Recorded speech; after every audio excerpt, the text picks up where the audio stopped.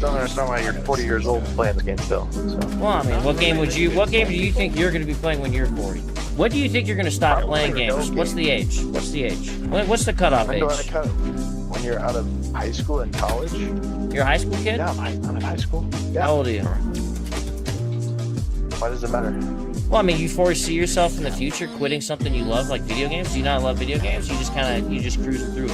I mean, I think it's a little bit of a waste of time when you're that old. But. Well, how do you know? You're not old yet. I mean, I can think of probably reasons that video games would be a waste of time for a high school kid, too. Do you have a 4.0? Are you in honor classes to get more than a 4.0? No, but... You know what I'm saying? There's more things you could be doing to improve your life than playing video games, too, right? Yeah, you're studying, not playing games. Hey, just recreation, man. Having fun. Ain't nothing wrong with that. All right, then. Finally. We finally arrived. Hello, everybody, and welcome to Honey Badger Arcade. I'm so sorry for the delay, but there was big problems with OBS. It did not like anything I was doing, and it was causing constant problems. But I think we are in the clear now, 20 minutes out. You know I don't like delays. You know I don't like technical difficulties, but we are here. I'm not going to stop it. And it's a very special show today because it's Gamergate's birthday. So happy birthday, Gamergate. 10 years on since, I think that's the day the Gamers Are Dead articles came out, which was shortly after the Zoe post, which I also, we had a show that day as well. I spoke to Mentis Wave and Airplay. Doc, hello if you're out there. What's up? That guy in the intro, he is ageist. Yeah, it was. Yeah. I like talking to people that have, the thing that's I think is most important is that while I love talking about culture and the arts and film and gaming and television, I think that bringing in more the more philosophical and political part is very, very important because you can't separate these things. I know a lot of people try not to talk about politics, but yeah, it's not exactly even if you don't, what is the saying that I always say? You may not be into politics or interested in politics, but politics is interested in you. And as well as, other sort of, forces that maybe you just don't want anything to do with. Unfortunately, you have to deal with it, and I often bring up that if you live in a country, let's say you live in the UK, just a random example, no particular reason. So let's say you live in the UK and you're finding that more and more and more and more people of the Islamic faith are moving into your city. Now, let's say that you're an atheist and you just say, well, I don't believe in any of that stuff. Well, you know what? It doesn't matter because once they're a majority, then things are going to change and your atheism or your whatever faith you have is not going to protect you if you're not living in reality. So you have to deal with the reality of living with, living on this earth and everything that comes with. So, I get that gaming and film and television and all these other artistic things are good to escape to. I'm 100% down with that, but you should also be aware of what is happening. So that's why I do this show. Bubble Base says, brr, skibbity, dom, yes. Thank you for that. That's a Zoomer language. I haven't quite learned. I don't know any of that. But hey, thanks for tuning in. We're kind of relevant, maybe. Hey. I think so, yeah. I'm glad that we're cool, hip with the kids. Yeah, so speaking of hip with the kids, though. Hello, children. Yeah, I think that's a really good thing to transition to it's a good segue into our first topic. I think because we have a late start, we got to get into this. Well, I'm not gonna rush it per se, but we're gonna get into it, But yeah, no, we'll start with something nice and easy, and we'll work our way to some of the other stuff because that'll take. But this is nice little pick up from what we did. What was it on our last episode Tuesday? Yeah. Yeah, because this is that article I sent you, right? Like where the woke writer can't even give a good review of that Oh, game, Dustborn. Should we start with Dustborn? Yeah, let's start with that. Okay. Because get it out of the way since that's what we It's got. short. Yeah. So you guys know that, like, on the last show we looked at the website for the game Dustborn, which is being put out by a very woke company. I'll just say that. Yeah, Quantic Dream. Let me put it on the screen here. And The Guardian. Where's the Guardian article at? Hold on a second. Let me just share it so you guys can see it. There we go. So The Guardian did a review, which is weird. Like, I didn't think The Guardian was doing game reviews. I didn't think that was their thing. But there's a lot of weird things at the moment. Last night, I guess in the last day or so, Kotaku is actually doing reviews on video game streamers now. what? Wait, Kotaku is reviewing game streamers? Yes, we are the media, and now they're like the ones that are feeding off of what we're doing. Not surprised. Not surprised. Yeah, no. I mean, clearly, when you're leading with your most disadvantaged, you're probably going to drop off somewhere like fairly early on the path and just kind of say, is there any way that we can just let other people do this and try to get the glory? So Yeah. Well, you know what? It feels good to be needed for something. Indeed. Right? Indeed. So, oh, by the way, real quick, just a reminder, it's Vivian James's birthday. So if you guys want to get her a gift, you can send us a super chat with whatever messages you want. If you want to add to the conversation, because that's what this really is. It's about a conversation. So happy birthday, Vivian. And let's get into the stories. And by the way, Gamers Are Dead articles never went away, because we're going to look at a couple of them today as well. So, or at least this kind of anti-consumer, anti-fan base rhetoric has not left at all. But what's the Guardian got to say about Dustborn? So we covered this game a couple times. I went through the first trailer a while back. It's on a stream I covered the trailer. I thought, okay, this is gonna be woke, cringe, gay, race, communist garbage. And I could tell right off the bat. I didn't even know Quantic Dream was involved. But now that I do, it makes perfect sense, because I've played Beyond Two Souls, Heavy Rain, and also, what's the one with the robot? Beyond Human? No, Detroit AD. Detroit Become Human. That's what it was. Yeah, Detroit Become Human. Yeah. Yeah. And Two names because they're a European company. Yeah. It's been 10 years and gamers are still dead. But anyway, so I went through it. I know what Quantic Dream is about. I think his name is David Cage or something like that. Basically an activist that makes video games on the side. So Dustborn, for me, it was clear that it was going to be awful. And then I want to say earlier in the week on Tuesday, you and I looked at the website and some of the trailers and some of the interviews with the voice actors.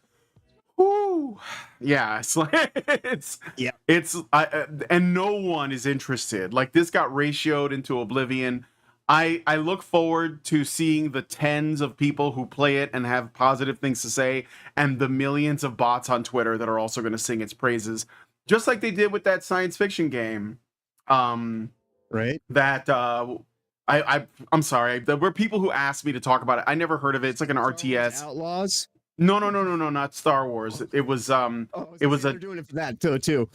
No, it wasn't Star Wars. It was it was a spacefaring game. I just can't remember exactly what it is. Doesn't matter. But anyway, so this kind of stuff is going on everywhere. But here's the review. So the game is out, and they gave it 3 out of 5 stars. So the Guardian didn't even like it that much. I mean, they thought it was okay.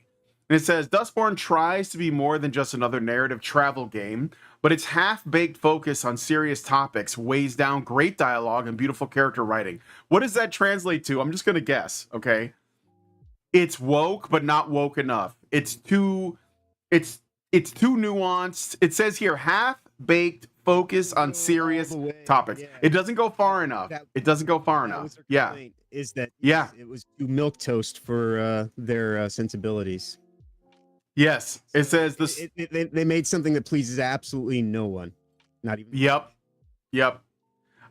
So here's like the way the game play. I just want to read a little bit of it. I'm not going to go through the whole article because we got a lot of other things to cover. But it says, the story begins on the road, miles out from a state border in an alternative U.S.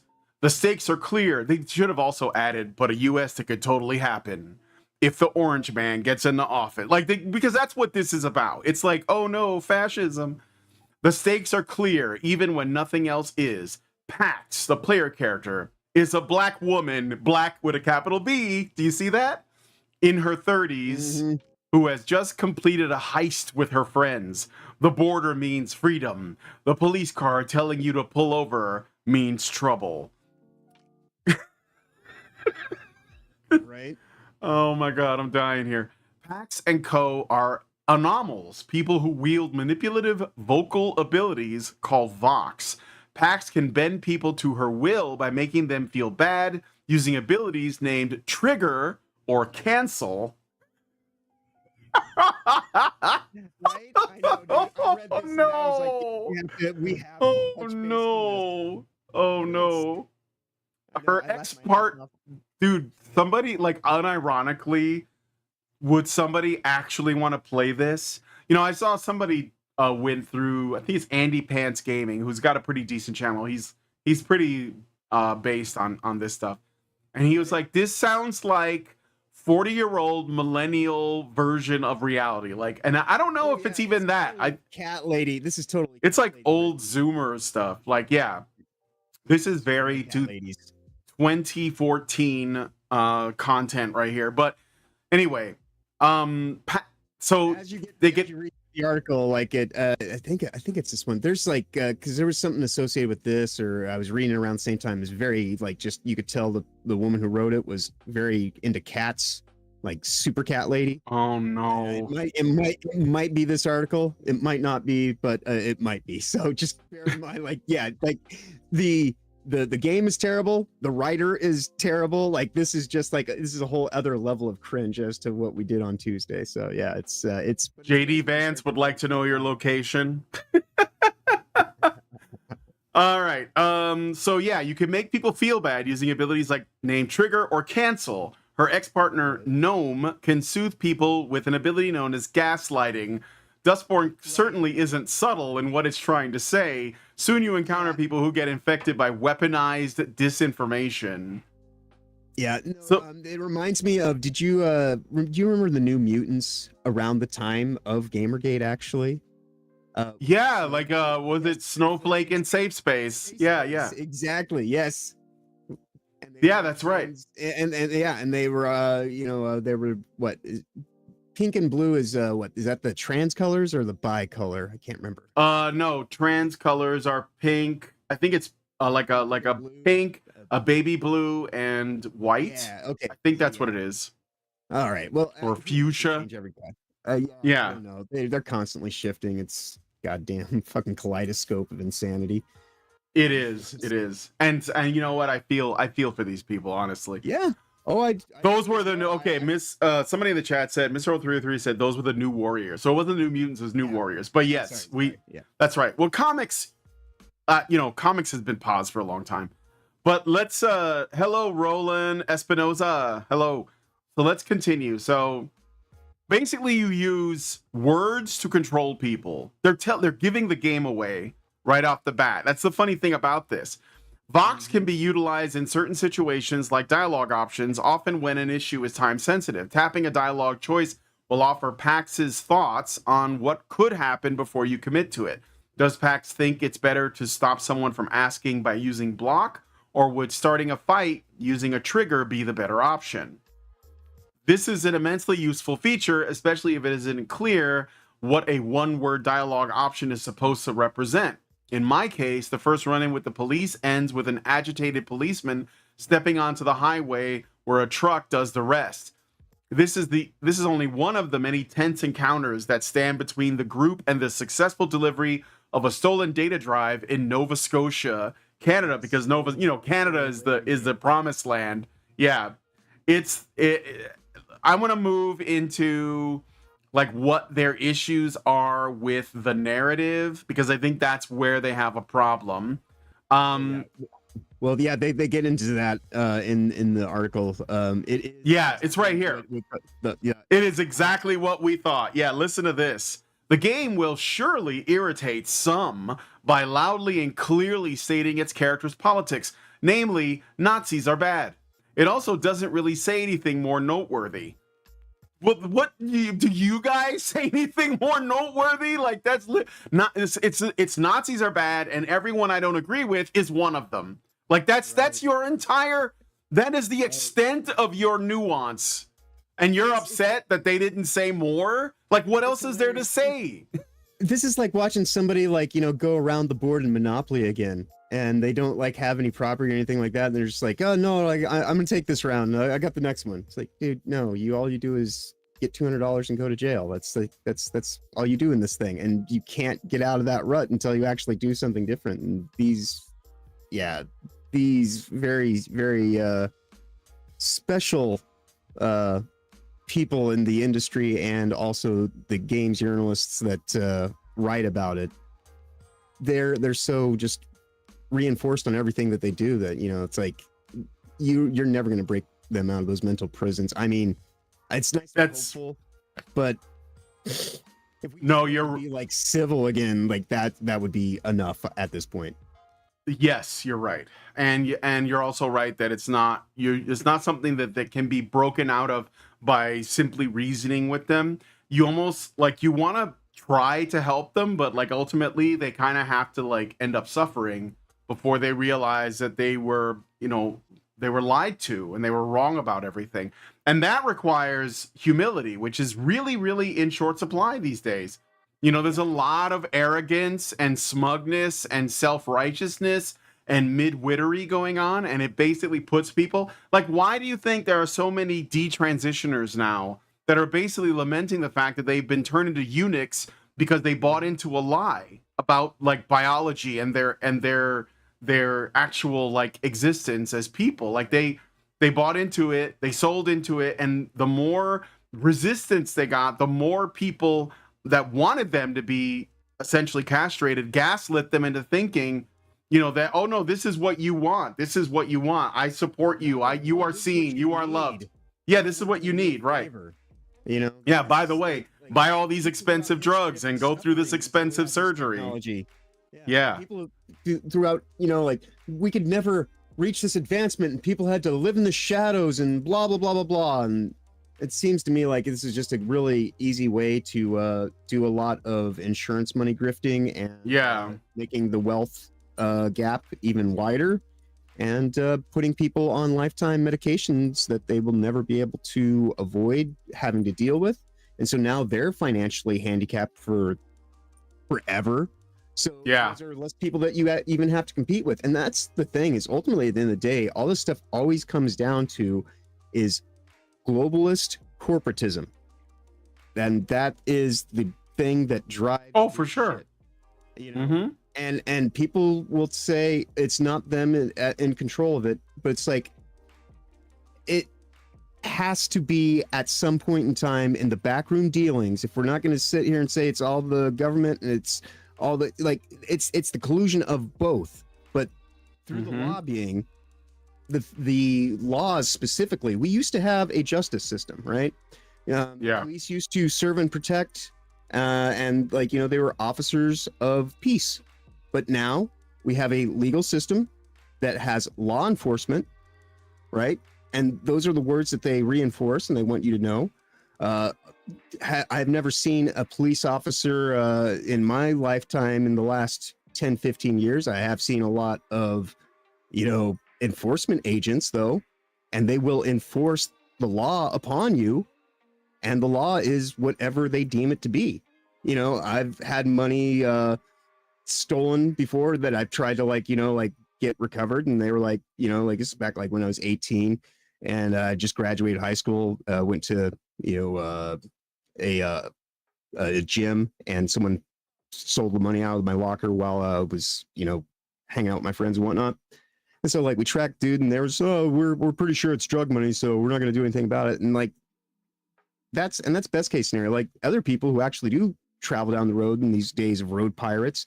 Last year, there was more in civil asset forfeitures to the police state than there was in reported burglaries in terms of loss.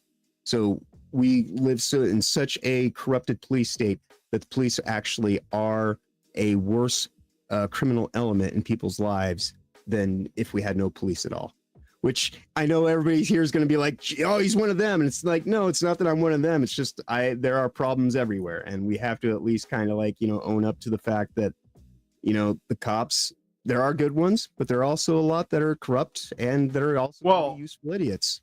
Yeah, I mean, like after the summer of love, a lot of good cops resigned because they didn't want to deal with it. So it essentially creates the conditions for corrupt cops to like, because why not? I mean, like that, exactly. So this is like, we're still dealing with human beings. Human beings are flawed.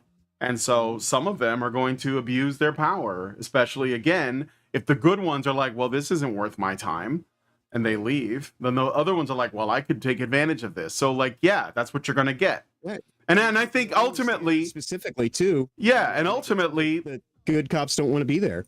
Yeah. And ultimately, if you guys don't know, the purpose of the defund the police movement that came out of Black Lives Matter during the Summer of Love was to essentially create a situation where there would need to be a state police. And so that is essentially creating a Gestapo, a KGB. And that's what a lot of these people want. And I'm not, I mean, it sounds like I'm hyperbolic, but no, like straight up communists work in these big cities. For the civil service since the Obama administration. Yeah, the federal police force. Yeah, the Red Jackets.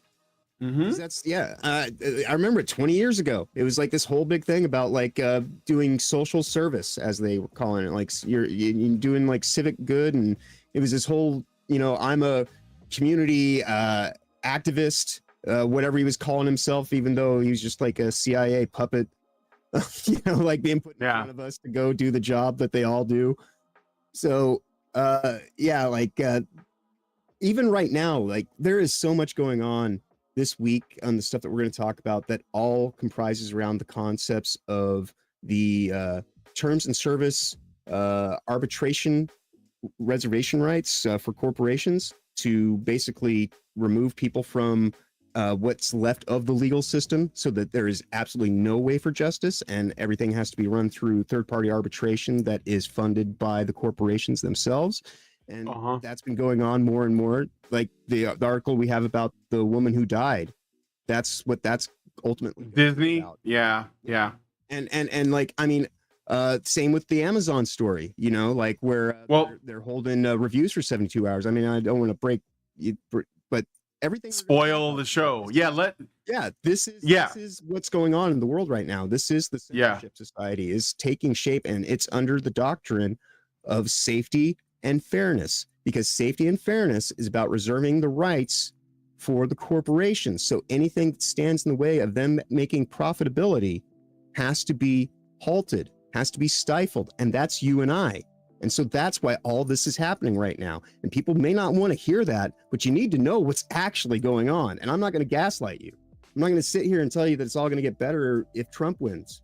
We're going to have these corpo fascists like doing exactly what they've been doing for the last 60 years until we actually do something about it. And I don't know if that's going to be another 60 years or ever, but we actually have to start, actively processing this stuff. And last night on FNT, they spent an episode of FNT last night, just like 2 weeks ago with Kurt Metzger went on there.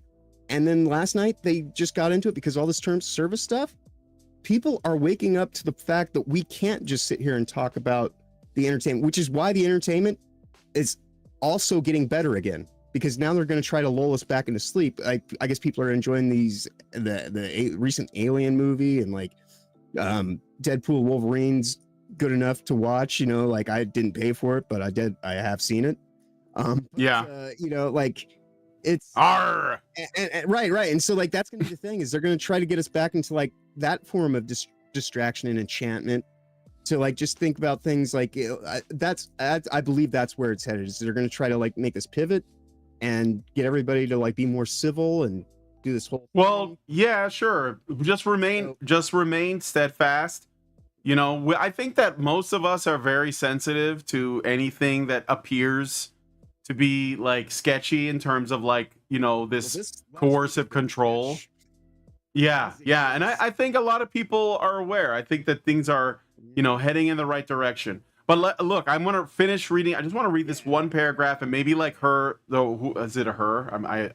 Did I just assume their gender? I'm pretty sure. Yeah, Melindy Hetfield. I knew it. I knew it was a woman. I'm sorry, guys. I'm sorry. I just like it's always a woman. Like women and their consequences, you know, like yeah, I don't know. I'm sorry. That just keeps happening. But anyway, so the setting, for example, doesn't withstand even cursory examination. So here's like the setting of the game. A paranoid JFK, John F. Kennedy, upon surviving his assassination attempt, is said to have, quote, basically resurrected Nazi Germany, end quote. To be clear, Dustborn's setting in no way reflects the horrors of Nazi Germany. The problem is that it might think it does. There are references to book burning, people talking about the fight, but it never really culminates in anything substantial. A lot of ideas are fighting for real estate, robots, a near-apocalyptic event, the dangers of totalitarianism, with nothing getting the space it deserves.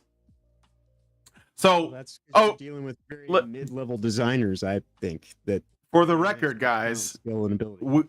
we have confirmed, for the record, JFK was assassinated by the CIA. Like that's what happened. Even Not the AI knows. Yeah, like we know that that's what happened. So it's a weird thing to try to a story to try to tell. And what I thought that JFK was one of the good presidents that we're supposed to like. You know, I mean, Us to hate him. You know, that's what this game's about, though. It's about well, converting everything.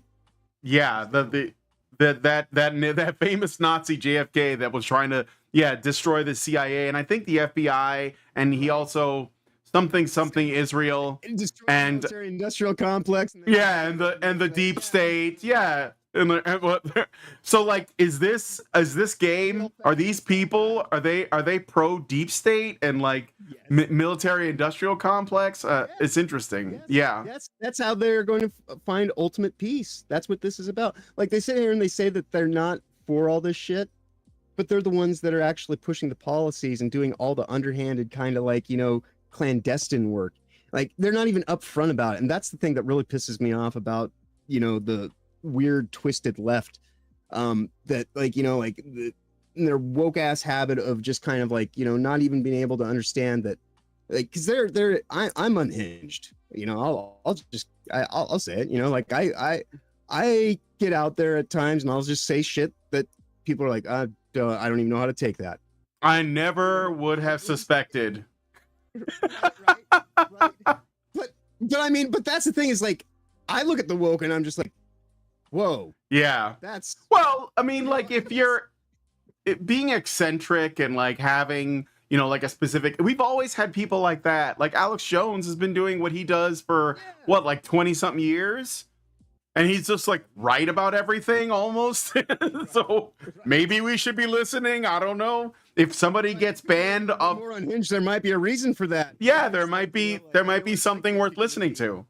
Well, I think that there is like I don't want to, we got to move on to the next story because we got a lot to cover, but I think that when someone is accused by the cathedral, that is the media, the academics, the political, the entertainment industry, when someone is accused of being a crazy person or a conspiracy theorist, they're basically saying you should listen to them.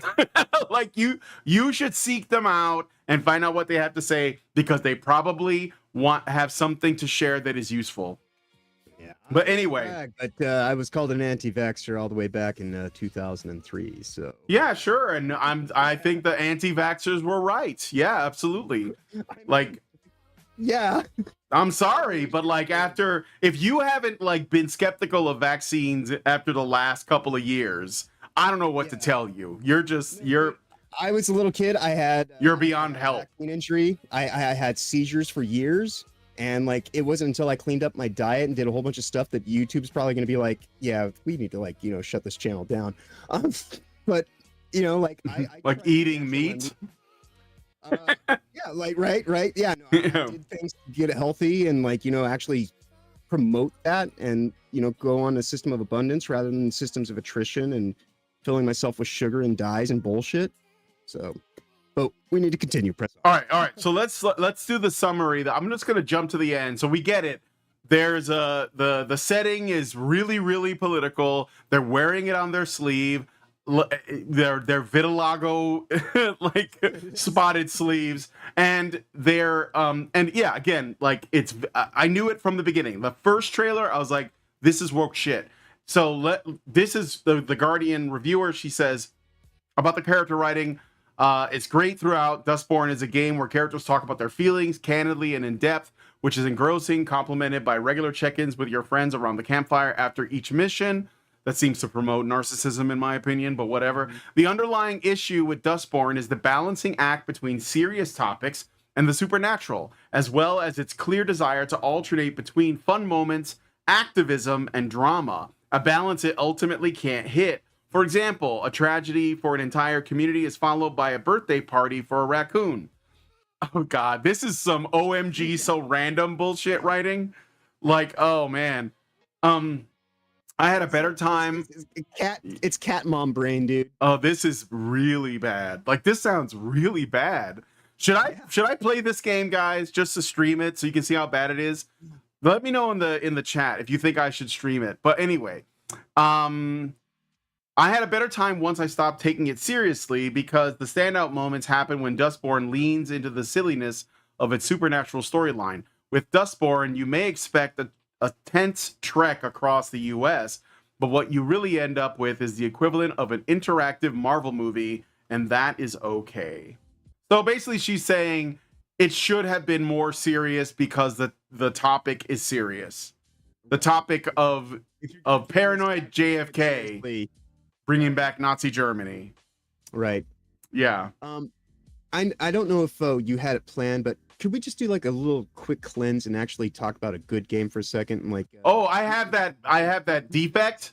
Yeah. I was gonna save it for the end. Like Spectrum. All right. Yeah, I was gonna save it for the end. Yeah, but I have that. So good. Yeah. We'll definitely check it out at the end. Yeah. All right. That's so worth waiting for. That's our cake. That is. So that was it. Dustborn it sounds like garbage. I predicted it. Go with your gut, man. If your gut says this is trash, it's probably trash. So let's move on to the next thing. Hello, fellow kids. So Concord Concord is I think it's in trouble because Concord at this. Yes, like it's getting rejected by everybody, and despite the fact that it's kind of like could have been a winner because hero shooters like 3 beta keys. Yeah, they sent you 3 beta keys. Yes, personally, they sent me 3 beta keys. Doing the whole thing, and they were just like, "Please play this game." Just, no, stop it. Harassment. Yeah. Well, they're desperate. So, like, what is the hero shooters are pretty popular ever since Overwatch. People are trying to grab that Apex Legends, and I guess you could say Fortnite has something like that, sort of like, it's sort of in the adjacent to it, and a lot of other people are trying this too, and so there could have been a success with Concord, but because of the trash character concepts and slow gameplay and other issues, people are just not interested. They just don't want anything to do with it. It's not sexy. I mean, to be honest, the only reason why Overwatch blew up is because of the female characters. Like, the porn for that was like out before the game was. So, but that was what drew people in. I don't think that something just being sexually appealing is at all close to like being a good reason to buy something. For example, I played the first Descendant for a little while, and I honestly just wasn't that impressed by the gameplay. But I understand that, you know, playing it as an act of defiance is admirable, but I wouldn't do it. Like I just like I'd rather play something worth playing. But let's look at, okay, so here's what Concord did out of desperation, and this is pure desperation. They basically put together this compilation of streamers reacting to playing the game. So if your favorite streamer is in this video, then this video is for you. From Amazon. Yeah, it's like that in a way, but I think it's probably more fake, if that's possible. Right. So let's take. You haven't seen this yet? Let's take a look. This should be educational. All right, I'm gonna play it. We're just gonna go through the whole thing. Today we're playing Concord. 16 characters available. Hey, what's up, kids? Modes across the galaxy. What's up, kids? He actually said it. Whoa, casi río. That's so cool. Oh, wow. How much do these people get paid? Oh yeah. Oh yeah. Too much. Combat feels good. All the heroes are very unique, and there's a lot of them. This is really Physiognomy check. Does not mean good. playing this. No. Get yourselves in the game. I'm trying to feast. Oh wow! Oh wow! Oh, wow. Like, some of these people are not even playing. I truly believe that was actually a person and not. Yes. Oh, look, a VTuber, too. Let's go! These people are all AI. It's done. He's got smacked. Oh, I got one. I'm gaming. Oh, my God. In different languages. Like this. I don't care how many jump cuts they do and how, like, you know, fast they are with the editing. I can see that this is a piece of shit. Oh, my God. What do you guys think? Are you hyped? Slow rolling Hey, forward, man. Hey, kids. Hey, kids. You like video games? Do you... Hey, kids. You like you like Guardians of the Galaxy and Overwatch? We got something to sell you. You like everybody having like an extra 30 to 50 pounds and just gotta like carry around everywhere. God. Yeah. Just like... Somebody said my sperm count just went down. Pretty awful. Just like it... Well, actually, but here's the best thing. The comments. So if you look at the comments, they're great. Okay, let's look at the comments here. Some of the comments. You know a game is going to bomb when they resort to streamer reactions to sell it. Whoever's in charge of Sony's marketing needs to be fired. Paying influencers to show your already failed product isn't going to move the needle. Okay, knowing how the actual reactions gamers had with this game, Sony definitely paid them to phone it in. Yeah, I know. Let's go! People just, I like this. Actually, those are real streamers, though. I know I've seen at least one of them, and they even threw a VTuber in there. Just like, right. We need like, let's cover the gamut, you know. What did I just walk upon? It is more about the marketing, you know, than the actual. Exactly. That's what this is. This is all about the marketing. You know, it worked for, you know, the Barbie movie. Like, it was very cleverly marketed. And by cleverly, I mean deceptively. And it made $1 billion. And so people are like, oh, you don't actually have to tell the truth about what it is that you're selling to get people to buy it. And so they're just doing this. They're just like, nobody wants this game. Nowadays. This is absolutely desperate. This is absolute desperation. Look, from Killzone to this, give me the old Sony back. I did like Killzone, actually. Killzone 2. Let me see. Sony is the one on PSP is fun. The top down. Yeah. I didn't play that one, I don't think, because I didn't have a portable. I remember I kind of wanted a portable, and then I was like, you know, I don't use this because I was like, I ride my bike everywhere. Yeah. So, you know, it just didn't make sense. Game design. There was a yeah. Kratos variant. So, you know, I took it. Yeah. So anyways, paying all these creators isn't gonna make the game feel any less soulless. Soulless is a good way to put it. This is Sony's Redfall moment. What a bunch of paid actors. So nobody's buying this, guys. Nobody's buying it. And you know what? It warms my heart. It warms my heart that people can see through this cringe and they're just like, no, I'm not doing that. So how many months before you think it's the free game on PSN?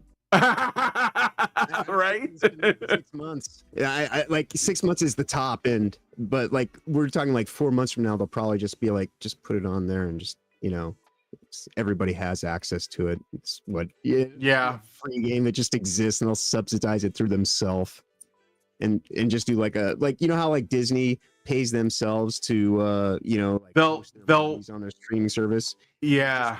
So they can have revenue just happening. And so, because that's the thing about the business world, it's like, you know, like this when we were talking about stuff on Thursday, it was very insightful and good opinions all the way, but there is definitely some fuckery afoot in terms of the monetary aspect of how they inflate you know, balance sheets and stuff like that, because we live in an economy that is pushed by engagement. Engagement is the revenue cycle now. So it's attention. Attention is the currency, basically. Yeah. Exactly. And so, and the more that they can keep you captivated in your attention, the more they can debase you monetarily. So the more you better live in Wonderland, because otherwise you're going to have to deal with the fact that you're a pauper. And unless you actually know how to grow your own garden or take care of your own shit, well, that's just a dreadful thing to think about. So everybody just keeps their head in their cell phones. Yep. Yeah. Yep. All right. So I want to move on to the next things, but just let me know what you guys think about this cringe. It is super cringe. So let us know what you guys think about that. And are you going to be playing Concord? I have no interest in it. I think it's out. Isn't it out already? I'm not even sure. Well, they definitely had the Let me beta. see. They're still trying to push. Oh, August. It's August 23rd, so it comes out in like a week. Yeah. And they give you like an extra 3 days to get the early. Like they're already saying that the pre-order is now extended to 72 days or 72 hours past the initial first day. So yeah, pre-order bonus now. Now it's just please buy the game. Yeah, right. All right, we're gonna move on to the next story. Let us know what you guys think about this one in the comments. So, I want to talk about Black Myth Wukong. So, just really briefly, I'm gonna share this. Well, it looks good, but there's been reviews. So right. Well, there was a sense of them calling out Sweet Baby Stink, you know. Yeah. So that's right, they did. Well, that's because Kotaku tried to poison the well with this game and make it look bad. So Black Myth Wukong sounds like a pretty but repetitive and buggy action game. They didn't review the game. They reviewed the reviews. So they did like a Metacritic review, but where they just gave their opinion of the reviews. And the reviews are well, they're actually claiming issues like it's not diverse. Like there was a video put out by let me find the guy who put the video out. Somebody tagged me in it. Yeah, no. Diverse. It's not more diverse than humanity. That's not even human. It's a monkey man. Yeah, it's not it's bad. Like I mean, yeah.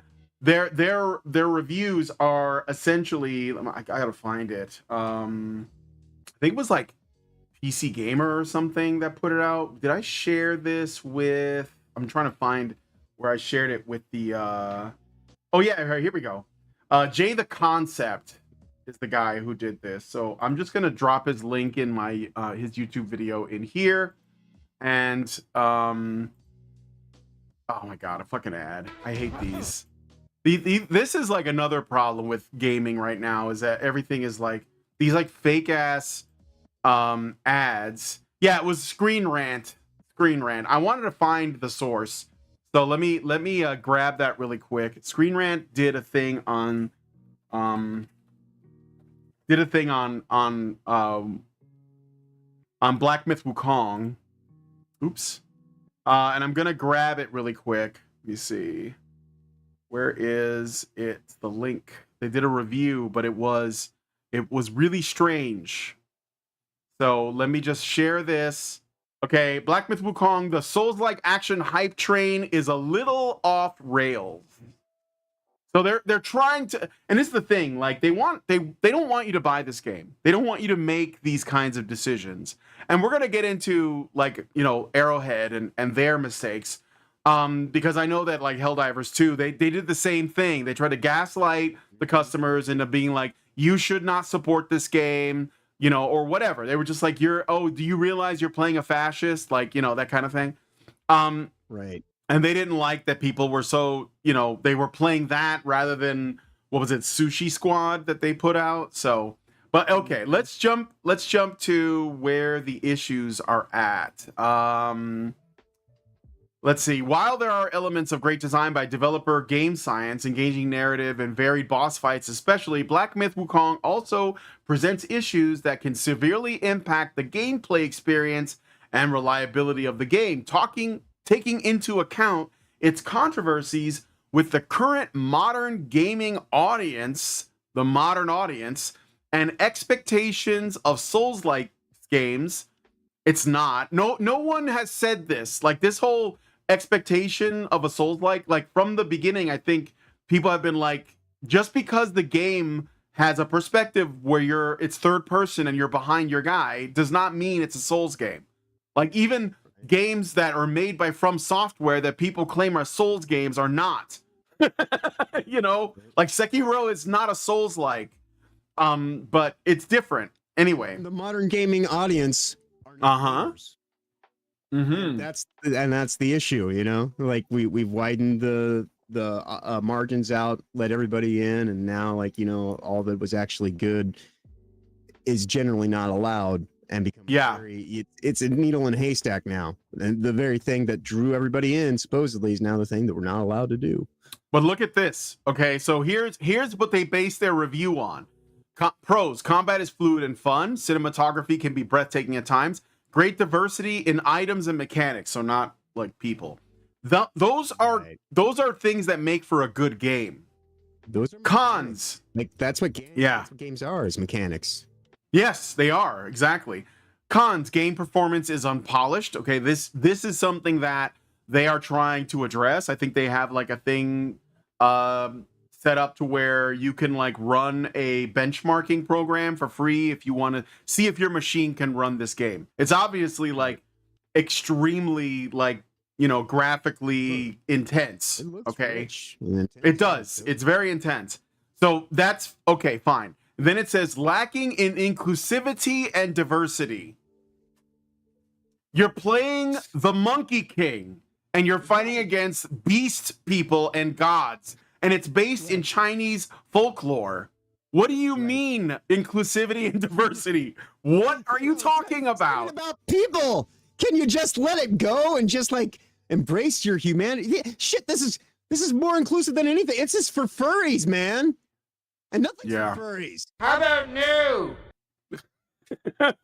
Exactly. And then it says gameplay becomes repetitive over time. I don't even know what that means because, like, you know, that's like saying, oh, I play Super Mario Brothers and all you do is run, jump, and throw fireballs. That gets repetitive after a while since all you can do is run, jump, and throw fire. Like, I don't know. Like, maybe that's a problem, but I don't trust these people based purely on the fact that they think that the lacking, and you know what this is? They're not even really, they criticize in the game, but what they're really doing is they have a problem with those messages that I covered on another stream that was supposedly like sexist to women, you know, because they were making like sexual jokes and they were essentially translating the, you know, I think it was Mandarin or Cantonese into English, and it was a poor translation without the cultural context. And they were like, oh, this is sexist. Of course, maybe they already take the English language out of context when people say stuff and call it sexist. So it's really easy to do it to some foreign language, you know, that like Google Translate is going to get a little bit wrong. So yeah, it's a modern that's it. I just wanted to like say that. Let me see if it says anything about I mean they complain about frame rates and stuff, and that might be legit. Like I don't have an issue with that. Oh, as it is currently, unless these issues are subject to changes upcoming, I don't see many players being able to run Black Myth Wukong if it is this problematic on the recommended specs. So you see that could be legitimate. Problematic. Yeah, I don't like the word, but yeah. So I'm not seeing the stuff. That's right. It does not. Back. Yeah. Sorry. Let me see. Interactive. Yeah. Okay. Considering they're okay. Terrain, bosses. It's kind of a long review, but I don't see anything about diversity in here yet, and I'm looking for that. Are they gonna like go into this a little bit more? Okay, boss encounters, design and choreography.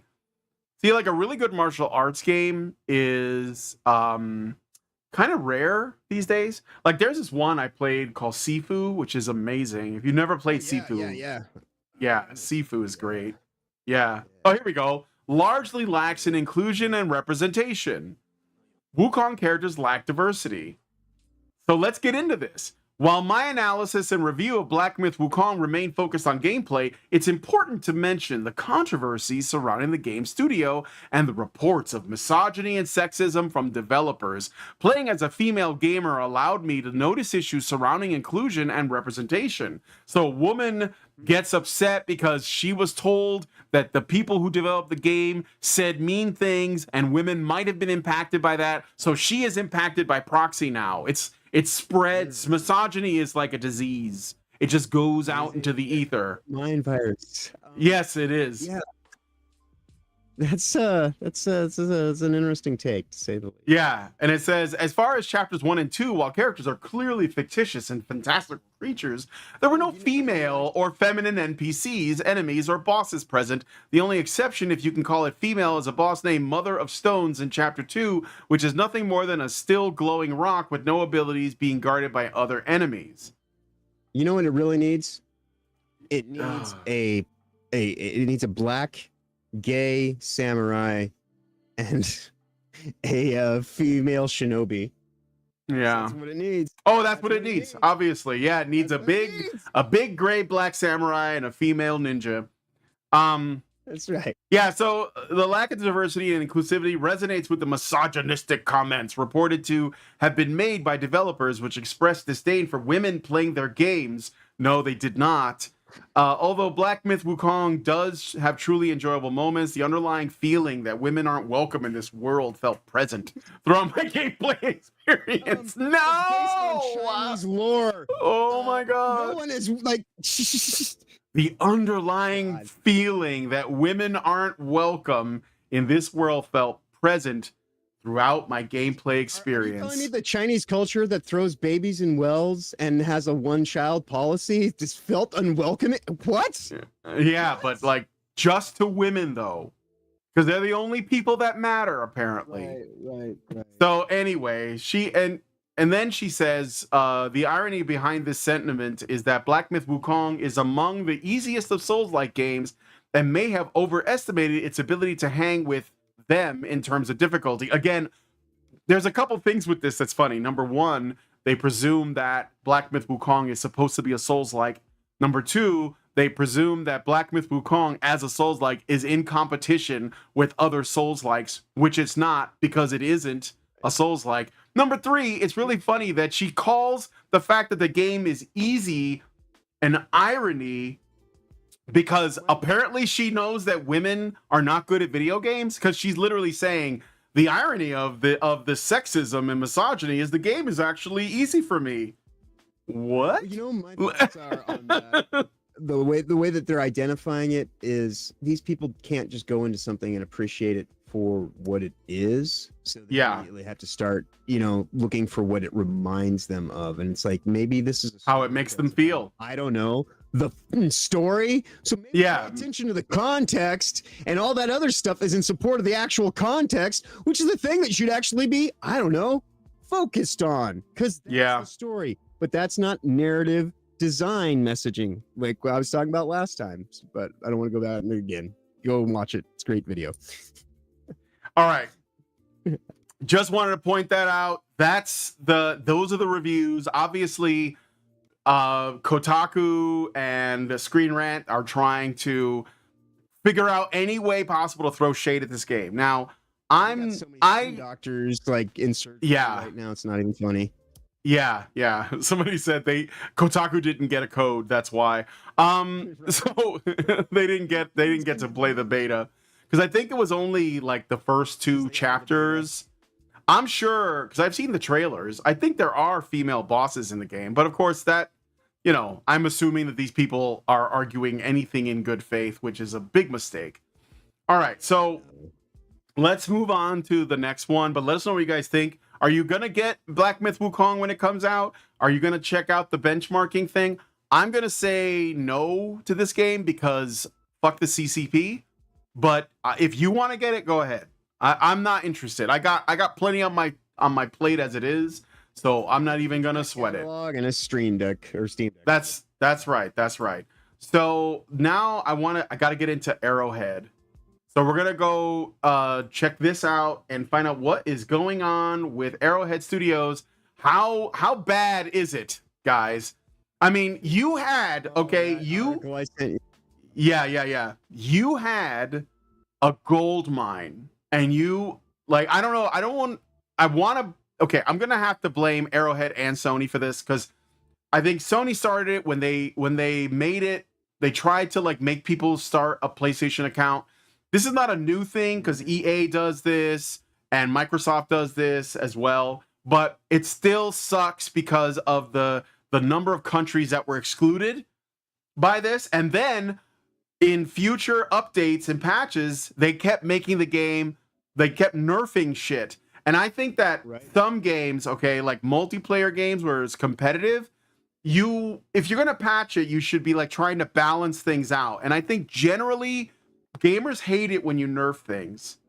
So, generally just try to buff stuff. What were you going to say? Yeah, I think that there might be a couple things, just put on my tinfoil hat here. I need to animate one of those. I need to get one too. When they did the country ban, I think they effectively were basically putting the screws to the company, saying, the only way that you're going to make money is if we allow it. So you start playing ball and go along with what we kind of and that's bad enough in its own right. But then you get their stupid fucking mindset of it's us versus the audience, and it's not even a game that you are in competition with anyone. It's all cooperative. Yeah. And if you as the company says, no, we're gonna beat our audience, it's do you not even understand what this is? Got a guy there who's supposed to be the competition games master and the dungeon master, but you shouldn't actually have a vendetta set, because this is what you get, is where people will just say, yeah, no, when I'm gonna lay down my arms, I'm gonna let the bots take it over and fuck Super Earth because it's full of a whole bunch of stupid asshat corpos at the top who can't even, string 2 good ideas together long enough to actually fucking make anything decent. Yeah. How did they manage to screw this? It's crazy. So let me read some of this. Rock, paper, shotgun. This is archive link because fuck these people. But anyway, it's been looking grim for Super Earth recently. I mean, not really. Multiplayer shooty Helldivers 2 is still sitting around 35,000 concurrent players, which that is not great because it was I think it was 400,000. Yeah, no, it was at 400,000 at its peak. This game was massive. Yeah, though it's dropped a lot. Now, literally estimated. It's a 10% it was. Yeah. If only around 10% of its peak back in April. Yes, that's right. It's at 10%. A clutch of disgruntled divers have recently found a novel way to protest an increasingly unpopular series of nerfs, laying down their guns and letting the bots take the damn planet. If Super Earth wanted to remain safe, they would stop nerfing our guns, reads one comment on the subreddit. In response to a post titled, "Let the bots advance, let the Super Earth burn," it seems to have picked up some steam inside the actual game too. As of earlier this week, there's only around 1,000 players actively trying to stop the bots advancing perilously close to the home planet via games radar. Now, this is actually kind of funny because it's like you're still playing the game, like the story is continuing to unfold by your non-participation. So right. That's actually like if they want to find a way to earn people back, that's what they do is fucking play into this. Well, that's their only gambit, because otherwise they're just going to keep bleeding until it's just done.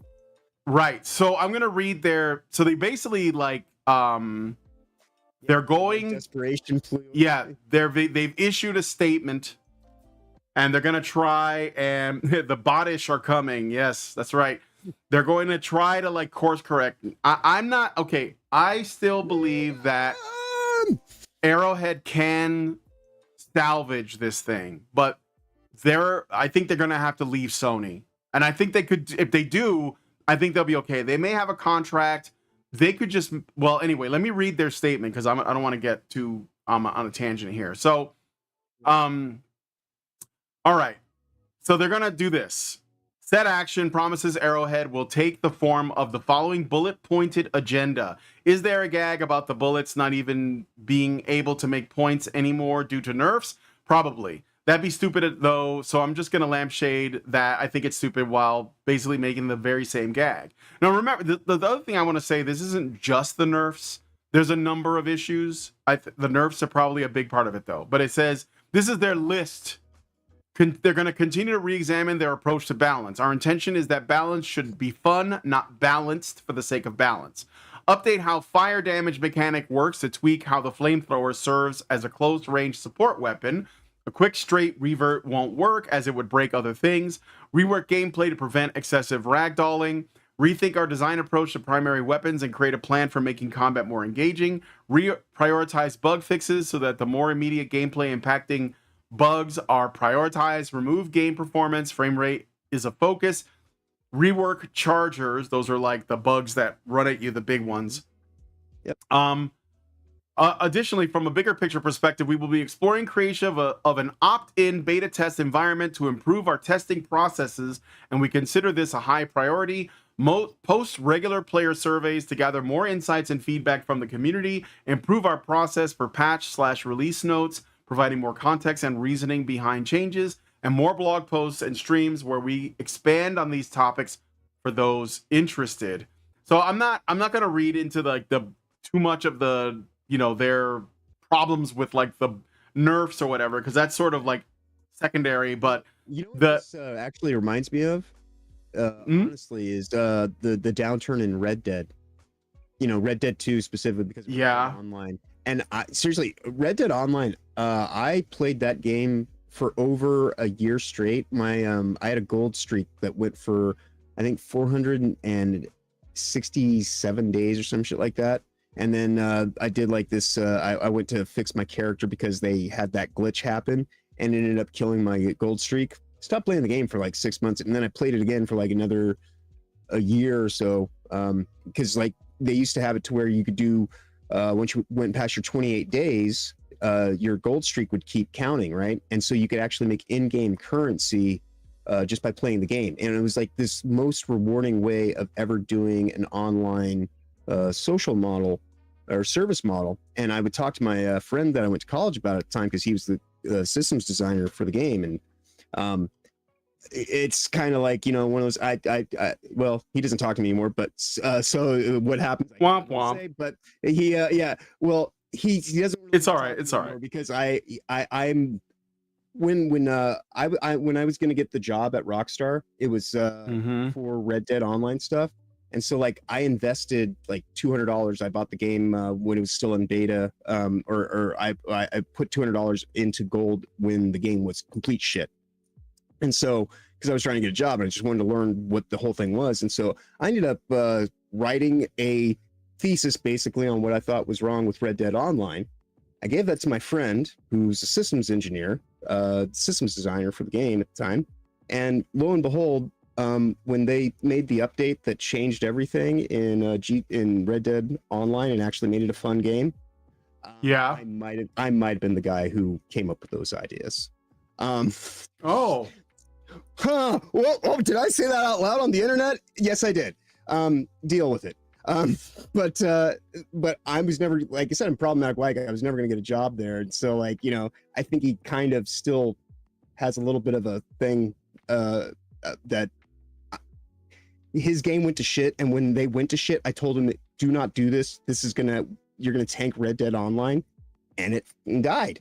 And it has been dead ever since it died when they went for their money grab and made it about superficial. We just want to because even when they started Red Dead Online, they wanted it to be a battle arena game and people just wanted to roam the prairie, So Yeah. that's what I see here with Helldivers is they don't even know what they have. They don't even appreciate what they have. And they're not even trying to cultivate the crops that they've been growing. And they're going to go and they're just going to try to just astroturf everything into what they want it to be.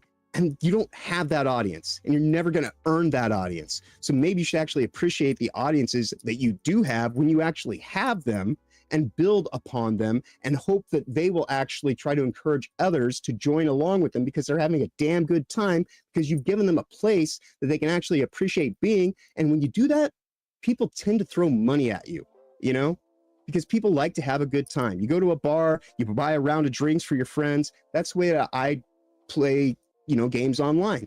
I don't go out to the bars anymore or anything like that. So if I want to play a game with my friends, it's not anything for me to drop $100 a month on some game that I want to just make sure that I'm having a good time with my friends. And so we'll have the stuff that we can do things with. And I don't do it all the time, but certain games, whatever. But that's the thing is I'm rewarding the companies that deserve to be rewarded. And when I see these companies become so greedy in the aspect that everything becomes nickel and dimed, that's the reason that I stopped playing Red Dead Online. When I saw what was happening with Helldivers 2, that's why I stopped playing it, And they're going to have to do everything they can to really earn me back because, Helldivers 2, God, I would have married that girl. But then she had to go fuck Tim. Yeah. And that's what this is. Yeah, I know 100%.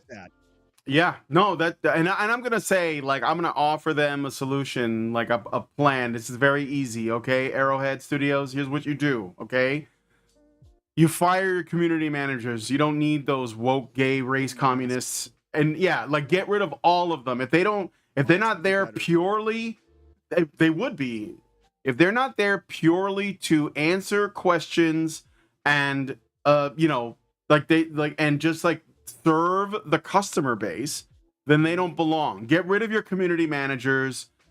Full stop. They gotta go. Secondly, do whatever you can to get out of this. If you're in a contract with Sony, just leave because you will do better on your own than under their rulership. And I say this as somebody who used to be really into the Sony PlayStation products. I love them, but they're I've lost all faith in Sony since they're dead to me now. So you gotta find a way to cut the umbilical cord and leave Sony, because From Software did that. So this is the thing, From Software was under Sony's umbrella when they created Demon Souls, and Demon Souls put them on the map, at least for from the perspective that there was potential. And then Dark Souls was made not under Sony's ownership and became a massive success. And so they have left. They don't really make exclusives for Sony anymore. At least they haven't since Bloodborne. And I think that that's just going to be it from now on because they don't need them. You need, sometimes it's helpful to have a big publisher that's sort of helping you get out there. But if they're going to try to hold you, with shackles, you got to get out of there. So anyway, you got to disconnect from Sony. You got to fire all of your community managers. Get all of the pink hairs out of your company. I don't care where they are. I don't care if there's a pink-haired person cleaning the bathroom in the office. Get rid of them. Get rid of them. You don't want communists working in your company. They're there to destroy everything in their path. And then lastly, stop nerfing. Just remember, this game is not about player balance. It's about a kind of a power fantasy. So if you're going to do anything, buff things. That's it. Yeah. No nerfs, only buffs. Yeah, you are bartenders. You give people all the shots in the world. And by that, I mean excessive amounts of bullets and ammunition and fun, explosive bullshit. Yeah, make it fun. Give them a power fantasy, and you're gonna do just fine. Very easy. And All when right. people start saying that you're an asshole because you're pushing authoritarianism, laugh about it and keep having Yep. fun. There you go, Arrowhead. I just saved your company. That's all you gotta do. Just do that. Yep. You know. So there we go. Oh yeah. All right, let's get into the next story. Let's go ahead and look at this Disney thing. Yeah. So I'm gonna put it up on the screen. This is kind of crazy. So Disney says that Disney Plus's terms of service means a man, the specific man, cannot sue over his wife's wrongful death. If a mega corporation is making shockingly amoral legal arguments, the Supreme Court is usually to blame. That's what this subtitle is. Dr. Kanokporn Thang Swan, whatever, was extremely cautious when it came to food. She had a severe allergy to nuts and dairy and always carried an EpiPen. She would repeatedly remind restaurants about her allergies before dining out. Last October, she went to Raglan Road Irish Pub and Restaurant near Disney World with her husband and mother-in-law, and as per usual, she questioned the waitstaff about whether they could prepare allergen-free food. After receiving the chef's assurances, Tang Swan ordered. She collapsed within the hour and later died of anaphylaxis due to elevated levels of dairy and nuts in her system. In February, Tang Swan's widow, Jeffrey Piccolo, filed a wrongful death lawsuit against Raglan Road and Disney in Florida State Court, alleging negligence and mental pain and suffering. But now Disney is arguing that the case can't proceed because back in November of 2019, Piccolo used his PlayStation to sign up for a free trial of Disney Plus. What does temporarily subscribing to an overpriced streaming service have to do with a tragic and preventable death? I know some people in the chat are going to say, well, if you subscribe to Disney Plus, you deserve to die. Please don't say that. Please don't say that. But you shouldn't be on these streaming platforms. I don't think they're not worth the money. Anyway, like many companies, Disney provides digital terms of service via click wrap, the box of dense legalese that everyone hits agree on without really reading, because who the hell does? It's usually like tons and tons of pages. And in order to register for Disney Plus, Piccolo had to select agree and continue on a subscriber agreement, which states in capital letters that any dispute between Disney and the consumer must be resolved by individual binding arbitration, a form of out-of-court dispute resolution that notoriously and consistently favors corporations over regular people. The subscriber agreement also references a separate terms of use document, which similarly provides that all disputes must be resolved through individual arbitration. And when Piccolo bought Epcot tickets in September of 2023, he ostensibly agreed to another set of terms and conditions that apply to ticket holders, terms that apply in addition to and not in lieu of the Disney terms of use. For what it's worth, those Epcot tickets were never used. The restaurant at which Tang Swan and Piccolo ate is open to the public, and she died 2 years before they planned to visit the theme park itself. So they are filing a motion to compel arbitration, arguing that Piccolo cannot credibly dispute that a valid arbitration agreement exists, and that his acceptance of the terms of service means he cannot get into court. Right. In other words, according to Disney's lawyers, streaming a few episodes of The Mandalorian means that you agree to waive your right to sue Disney if Disney kills your wife 4 years later. So it's a prenup, dude. It's a prenup because that's that whole thing on why they turned corporations into people. This is like, there are so many things that go together in the collusion pipeline of corruption that, make it easier for that aspect to happen. And that's why when I see people still talking in like these hopeful terms, like that capitalism is going to fix it, capitalism is irrevocably broken. Like, I would like to fix capitalism, sure, but it's not even the operational model. We live in an oligarchy society. We don't have any chance to even speak to someone in a governing role and take us seriously unless we have a bank account that looks like a phone book or a phone number. You have to have at least like $1 million in the bank just to like get the ear of your local senator or congressman or what the hell ever, and that's not going to be anything other than them just trying to get you roped into the other aspects of what they're doing. So this situation. Well, I mean, if our system that we use to like buy and trade goods is not, it's not a free market. So like, No. I mean, it's just not. Like, the government's way too involved. Corporations are not a product of a free market. Something that just happened in the last few years. Like, I was No. in art school shouting to the rafters about these arbitration reservations. And because I said, this is going to be the end of America right here. Because this is, and that's when I started my little rant at the beginning about the difference between justice and legal systems and things like that. That was spun out of a rant that I had sitting in the art hallway in our big ass Monty Hall when I was at SCAD. I went off on this for like, I remember this distinctly. This was like, Jesus, like almost 20 years ago now.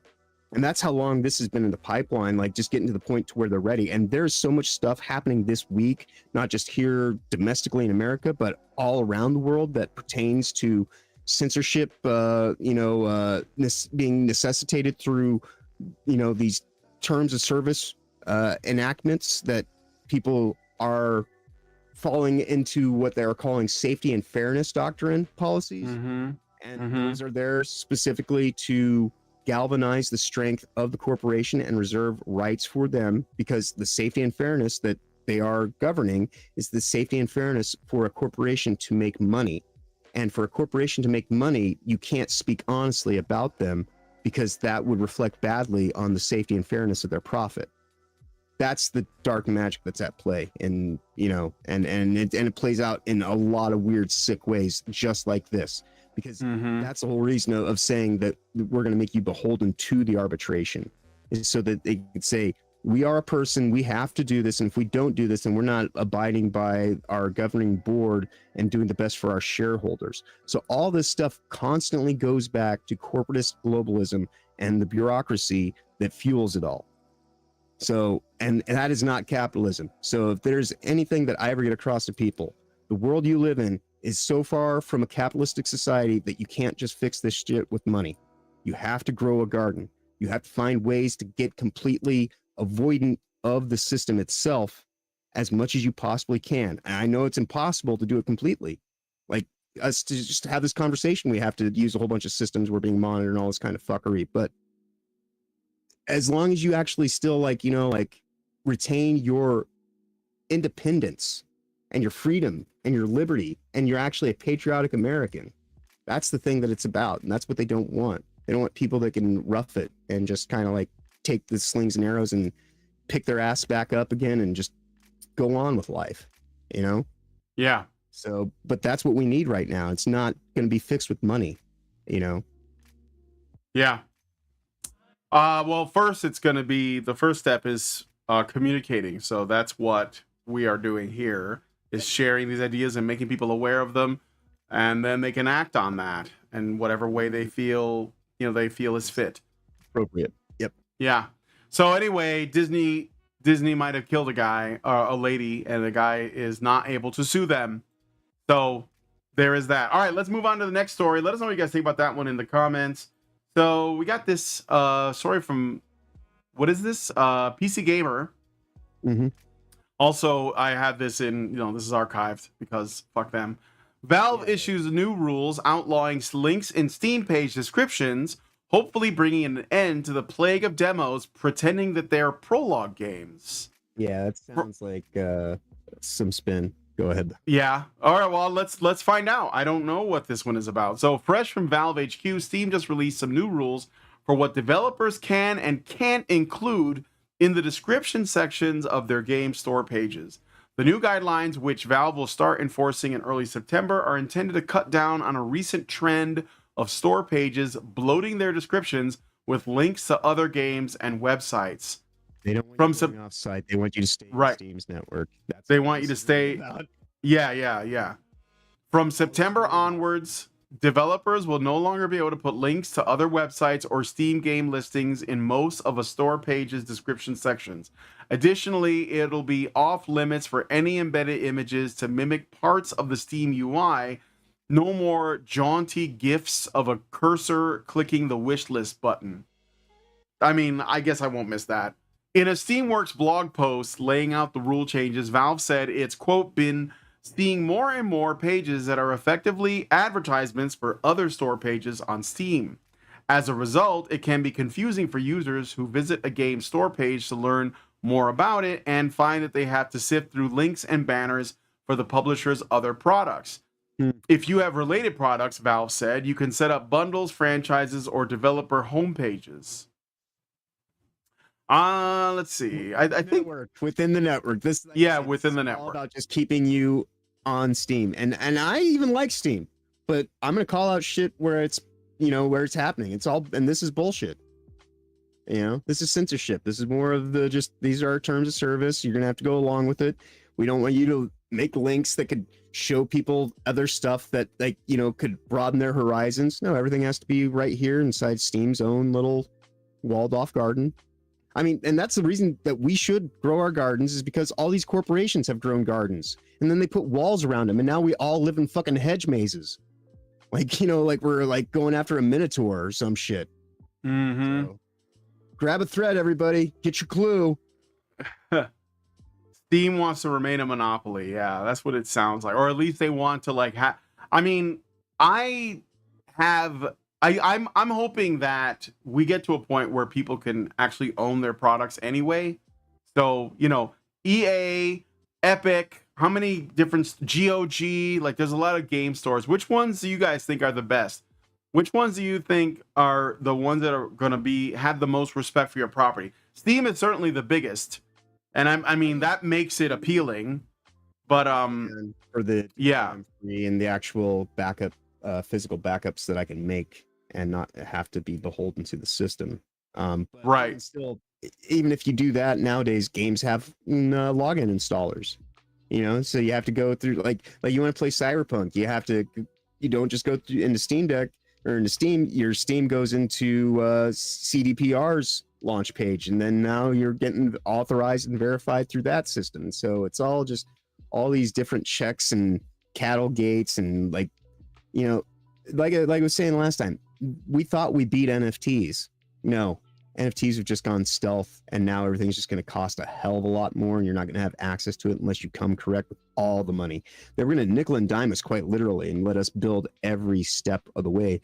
And because we didn't go along with that form of oppression, now we're going to get saddled with we're just going to price you out of your fun and your livelihoods, and just taunt you with all this stuff that you can't have, and anything that you do want will be ruined, and anything that you don't want will be forced upon. So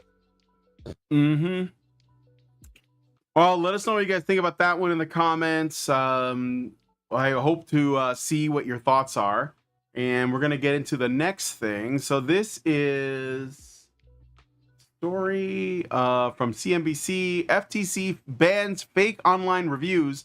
What does that even mean? Inflated social media influence rule takes effect in October. The Federal Trade Commission voted. Stuff's happening right around the election. Yeah. For the election. Yeah, we're just gonna protect people October and September from bad ideas and bad thoughts. And our ability to speak to each other. I mean, we have to be protected from ourselves during the cycle. Yeah, that's true. I'll just read the key points. The Federal Trade Commission voted unanimously to ban marketers from using fake reviews, such as those generated with AI technology and other misleading advertising practices. How can you even determine what that is? Okay. The ban also for what marketing agencies do. Yeah. The ban also forbids marketers from exaggerating their own influence by, for example, paying for bots to inflate the follower count. Sure. With the concurrent rise of e-commerce, influencer marketing, and generative AI, more advertisers are turning to automated chatbots such as ChatGPT to quickly generate user reviews for products sold online. Yeah, but I mean, that's already happening. But are you really going to be like dealing with that? Because it seems like it depends on what you're selling. Remember what was the game? Was it Concord? There were like a bunch of tweets that were obviously fake, put up by bots, and they were all very similar. I can't wait to go to participate in this spacefaring adventure. Or no, it wasn't that. It was the other one. It was the one I covered. Star Word or something. Ah, fuck, I can't remember. Anyway, yeah, there's already lots of bots that already do promoting and whatnot. So I don't like that, but usually you can spot it. You know, I don't really care that much. But what did you want to say about it? Well, I mean, it's pretty straightforward story on this one. I mean, it's just they're simply, this is like climate change. You know, the big corporations do all the shit, but they get to like buy offsets and like not be held responsible. And so yeah, this is just another way to save us from ourselves and make it so that, you know, like they have more ability to just lock shit down. And that's like a lot of this stuff is ultimately really about the censorship, and they're just using terms of service as enactment points to get them across. And however they have to do that, whatever contrived means legalistically, that's what's playing out right now, because we do live in this weird bizarro fascist clown world that Hunter S. Thompson spoke about. Like, it's going to be like a weird perverted form of what looks like patriotism, only like the most tackiest, you know, ham-fisted version of it. And like, and then the counter to that, because the pendulum swings wider now, is the woke crowd. And so like between those excesses, that's how this bamboozlement ends up taking place, because you got all this distraction out here on the excess of the groups and the fringe.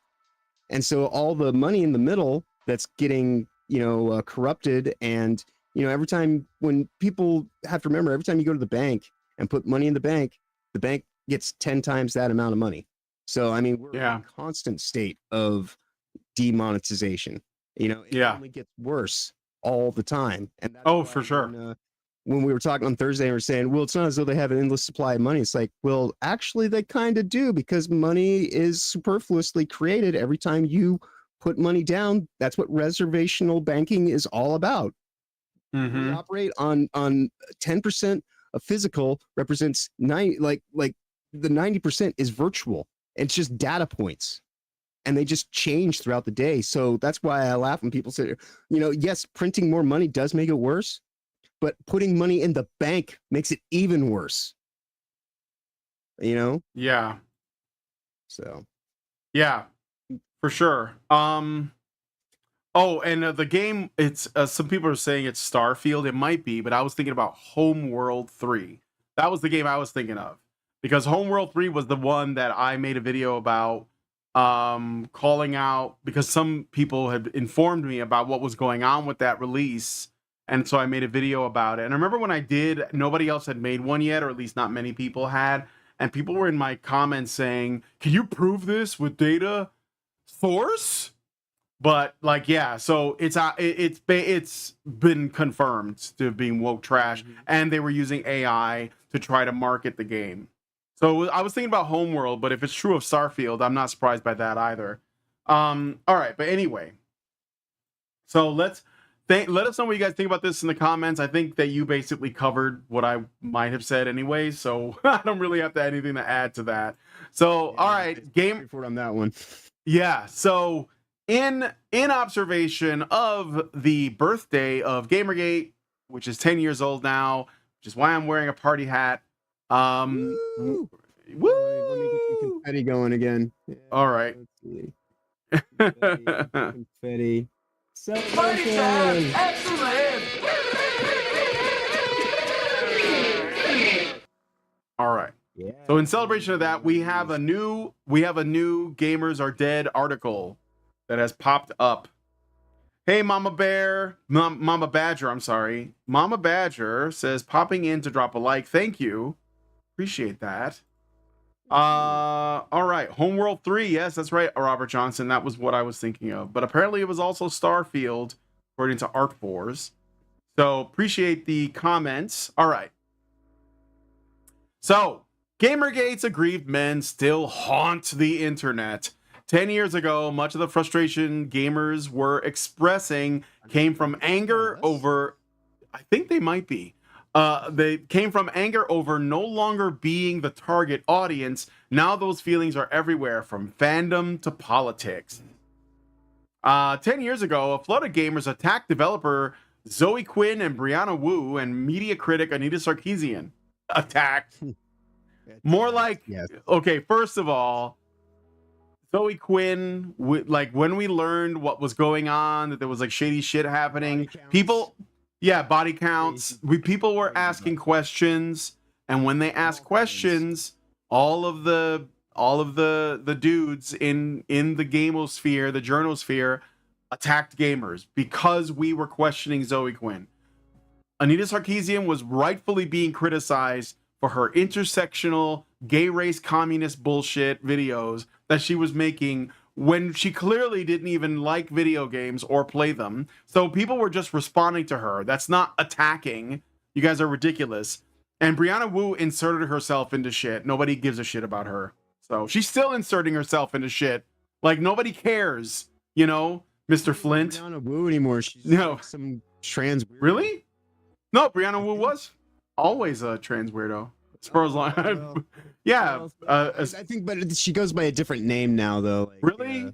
Oh, I think so. I Like Gundam did a video on this like a couple months back, like to autistic levels.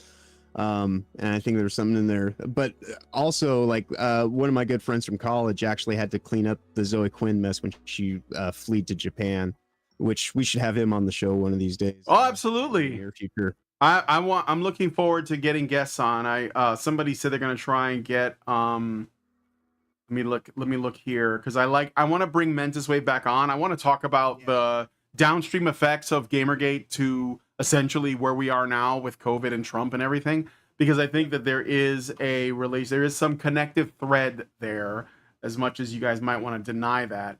But there's also Jay the Concept does YouTube videos about this topic, and Synthetic Man and Andy Pants Gaming. I'd like to talk to those guys because I think they seem to be on the same trajectory, and I'd like to talk to them. They probably will have questions about my avatar, but I am not confused about my gender. Vivian James is more important than I am. Get with the program. It is her birthday. She is 10. That's right. A little goddamn respect. Yeah. Anyway, so yeah. So they already start off on the wrong foot. This is wired.com, by the way, supposedly a respectable website. Obviously not, though. Thanks for subscribing, Darth Sevenfold. Appreciate that. Okay. So the three were part of a growing chorus of people calling for a more inclusive culture within video games. The attackers doxed and harassed their targets didn't happen, doing all that they could to stifle the women's efforts. That's a stretch. The incident, which became known as Gamergate, illuminated the toxicity women face in gaming spaces and beyond. Eventually, the harassment faded from the news, but its residue was never fully removed from the internet and public life. Gamergate articulated a particular kind of aggrieved masculinity and anger at losing the power of being the target audience. Since 2014, it has shaped everything from the men's rights movement to the current iteration of the GOP. Well, at least you admit this stuff, outlining what it means to be a man in certain corners of the internet. And that's, you know, what the funny thing is that they're not wrong, because the thing is, I know this is an unpopular position, but gaming is generally a masculine endeavor, and it is something that boys are into more than girls on average. Like they try to give you these statistics. They're like, oh, women are 60% of gamers. No, playing Candy Crush on your phone does not make you a gamer.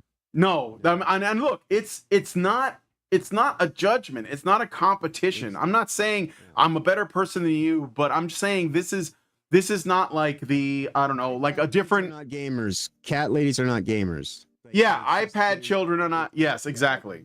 You're occupying time. You're doing something. Sure, fine. I'm not going to take that away from you, but don't call. I mean, yeah, I'm just because what they're trying to do. This is about what I talked about. This is one of the 5 steps of woke entryism. The gay race communists first. they're like, oh, this is an interesting hobby. I want to be a part of it. And then the people who run the hobby, of course, generally men, by the way, they're like, oh yeah, come on in, you can join us. Let's just have more. The more the merrier. And then the next step, yeah, and then the next step is, oh, you know, I like this hobby a lot. I'm totally like into this. I'm super hardcore. I've always been a giant like geek about this particular hobby. Insert brand here. But there's a lot, you know, that have you noticed there's a little bit of racism and sexism? Have you noticed that? Can we change that? Can we like make it a little bit more? I feel a little bit uncomfortable and maybe even threatened by this. And all of a sudden you're dealing with the, you know, like the new Snow White coming in and saying, can you clean this place up? Yeah. You know, yeah. Handing you the broom. Exactly. Yeah, well, it's like, well, that's how they get in. They basically start off, you know, and you have to, I'm sorry, but you have to gatekeep hard, guys. You have to gatekeep hard. Because that's what happened with this. Anita Sarkeesian pretended to like video games, and she used that as the entry point to criticize them, and her critiques are specifically Marxist. Like, you have to recognize that the purpose of critique is not to actually change anything, it's to give them control over it. Or as some people say, if you want to control something and you're woke, you basically call it racist and sexist, and you keep doing that until you control it. And then you control it. And it only works on people who are good faith enough to want to help you. It doesn't work on actual racists and sexists, right? Like, because they don't care. Like, those people wouldn't give a shit. And so this is like how they operate. And Wired makes they make a bad defense for this, obviously, because they don't know the facts, or they actually, you know what? I'm not even going to say that. Wired is they're the not system. Yeah, they're not ignorant. They know what they're doing. They know that this is not true about Gamergate. They don't care. They're doing this on purpose. And yes, it does. It does, in fact, it didn't shape the men's rights movement. That was around before Gamergate, I would know. But it is something that men enjoy, that they're intruding upon, and they're trying to change it. Hence Concord, hence Dustborn, hence all this trash that we're getting. Okay. Yep. Cat moms. Yeah, cat moms that just want. Well, what is it? What is it? Single depressed cat ladies. JD Vance's comments. Yeah, those childless cat ladies. That's what it is. Childless cat ladies. That's what it is. Yes. And when I say that, I don't have a problem with people who own cats. I'm talking about people who don't have children. Therefore, they're not invested in their future. They're only invested in their comfort. And they will abuse people with gaslighting and a desire to whine. And yes, they will, because they treat their cats. Their cats, you're my child. You're the yes, dude. I'm gonna eat your fucking face. They're not cat owners. They're cat moms. It's different. I mean, your cat. You could love your cat and actually have like a really good relationship with it. You're dead for 3 days. Aiden, welcome. Adam Hogue says, here from Mentis. What's up, man? Welcome to the stream. All right.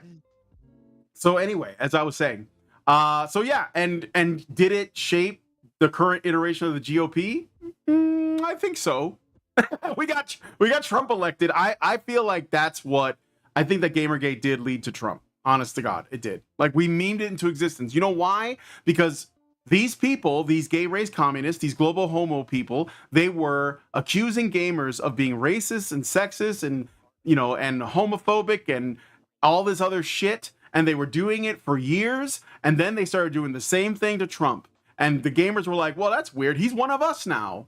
And so they memed him into the presidency. Sorry, that's what happened. I think so. And I don't know if Mentis Wave, I mentioned it to him briefly after our last stream, and he agreed with me. He was like, oh yeah, totally. I think it totally did lead to that, because it changed the culture. It shifted the culture, which shifted the politics. And all of a sudden you had a bunch of people who were never interested in politics in the past. You had like a bunch of gamers that never cared about what was going on in the White House, and they suddenly did, and they turned it into a game, and they won. They fucking played the meta. Right. But anyway, what were you gonna say? Well, I was gonna say, like, that's kind of like, you know, what you were saying earlier is back in those days when I was living in the Pacific Northwest, I was certainly one of those people who's like, you know, I was trying because I was also just dealing with my own personal traumas and this and that, and so I was trying to like be more forgiving, more accepting, and all. And I worked the hipster Shangri-La, the holistic naturopath doctor office part of my life, and so I was very much kind of like on fringe where I was trying to actually open myself up to it, but because that thing that I talked about earlier, where I had a senior injury when I was a little kid. Yeah. Like when COVID Hell World happened, like the fissure that caused, of who was even actually a person, and who was just someone that was trying to undermine me to, make whatever I had going for me not enough and, more dependent, because that's what it ultimately is this system of, putting you in gilded cages. They give you just enough to not ever get anywhere. And that's kind of the thing. It's like when COVID Hell World came about from all this stuff, that broke what I like, the enchantment that they had, where I was situated in the world, all that. It was just kind of like, oh wow, like I tried, because as you were saying, I was invested. I wasn't trying to be what anyone would find too offensive or anything like that. Because I was supposedly having this enlightened and awakening at the doctor's office, supposed to be a warrior for peace, as they always used to tell me. And so like I kind of realized that, hey, all these people that I love and care about, when push came to shove, they pushed needles in their arm, they shoved me out the door. And that doesn't mean that I don't love them and I don't care about them. And like I didn't like, I did make them as good of an amends when I saw them, when I went back to get my stuff from Washington. But it's still ultimately one of those things where it's like, I would rather deal with people that tell me they have problems with me outright, and just confront the issue when it's happening, than just gaslight me for years and just get to a point to where it's like there's no point of return and they just cut you loose because you no longer serve the purpose. And so I've been a useful idiot, and that's kind of the thing that I try. Like I always tell people, I'm a cautionary tale. I can I build myself back up? That's what Problematic White Guy's about. Like it's what I'm doing. This is me taking hold of the reins of my life and actually building myself back up again, because the stuff I did for 20 years is kind of irrelevant now. So, but it's also becoming relevant again, though, the stuff that I did 20 years ago, because now I'm actually being an artist rather than an art student being indoctrinated with bullshit. And I'm just being creative, putting all sorts of weird shit out over the last few days. So, the world is what you make of it. And, that's what we need to keep in mind right now with all this stuff, is they're going to try to keep putting the top down control stuff in our way and then in our frequency, and trying to reinforce that we don't have choice, and like everything's selected, and like we're all just supposed to get in the pod and eat the bugs and just be done with it. Everything they've built is extremely fragile.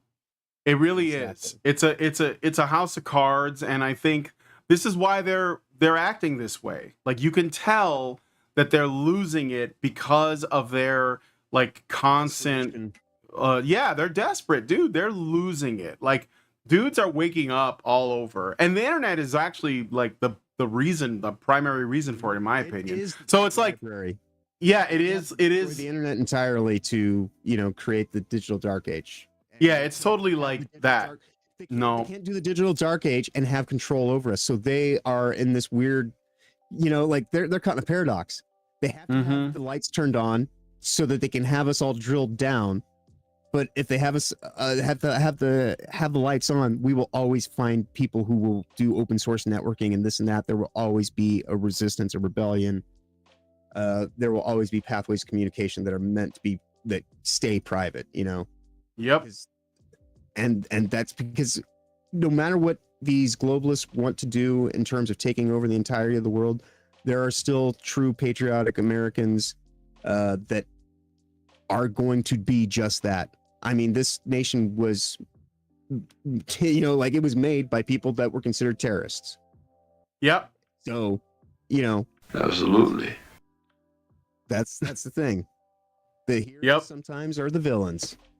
Yep. Sometimes it takes a thief. All right. So I want to read a little bit more of this, because they're gonna show us that we're right about, well, I'm right at least, about how I know that where we are now is a direct product of Gamergate or downstream from it, at least. So let me go back to the article here. In many ways, says Adrian Massanari, an associate professor at American University School of Communications, Gamergate's presaged a broader reaction on the right toward real changes happening in American society.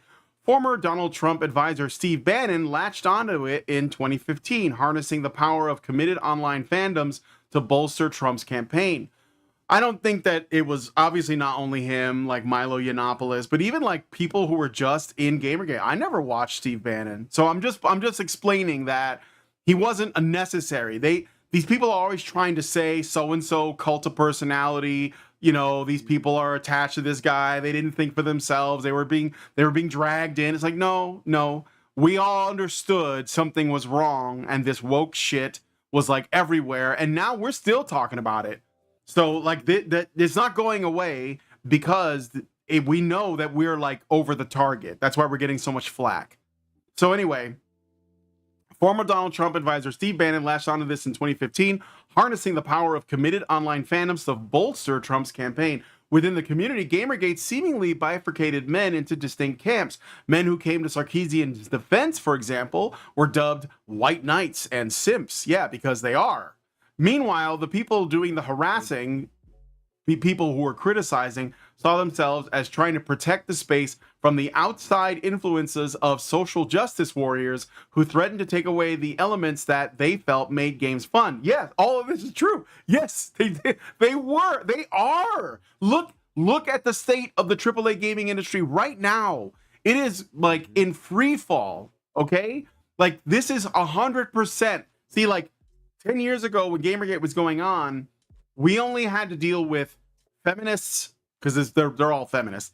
Feminists complaining about video games online, but not actually like doing much more than that. And we were just like arguing against them because we didn't like them criticizing our games. And by extension, plastering us with these pejoratives like sexist and so on.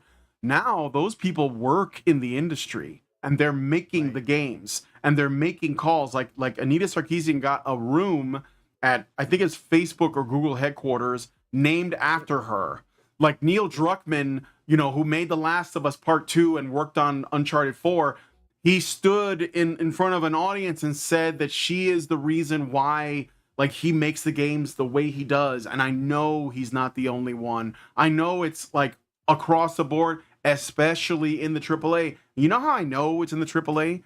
Because feminists and woke gay race communist types, commies, they always operate, if they can, from a top-down position. So they always go to like the most powerful, the most popular, the most influential organisms, and they infect those. They always go top down. Yeah. So she's not going to go to like, you know, I don't know, like Fat Shark, that little developer that makes those Warhammer Vermintide games. She's not going to go to From Software. They're still like AA developers. She's going to go to Activision, EA, Ubisoft, Naughty Dog. You know, she's going to go to the top. These people only operate that way. And they are operating that way. You can see it. You can see it in, like I said, look at what's Ubisoft is doing. Look at what EA is doing. Look at what PlayStation is doing. Sony, I mean, look at what Microsoft is doing.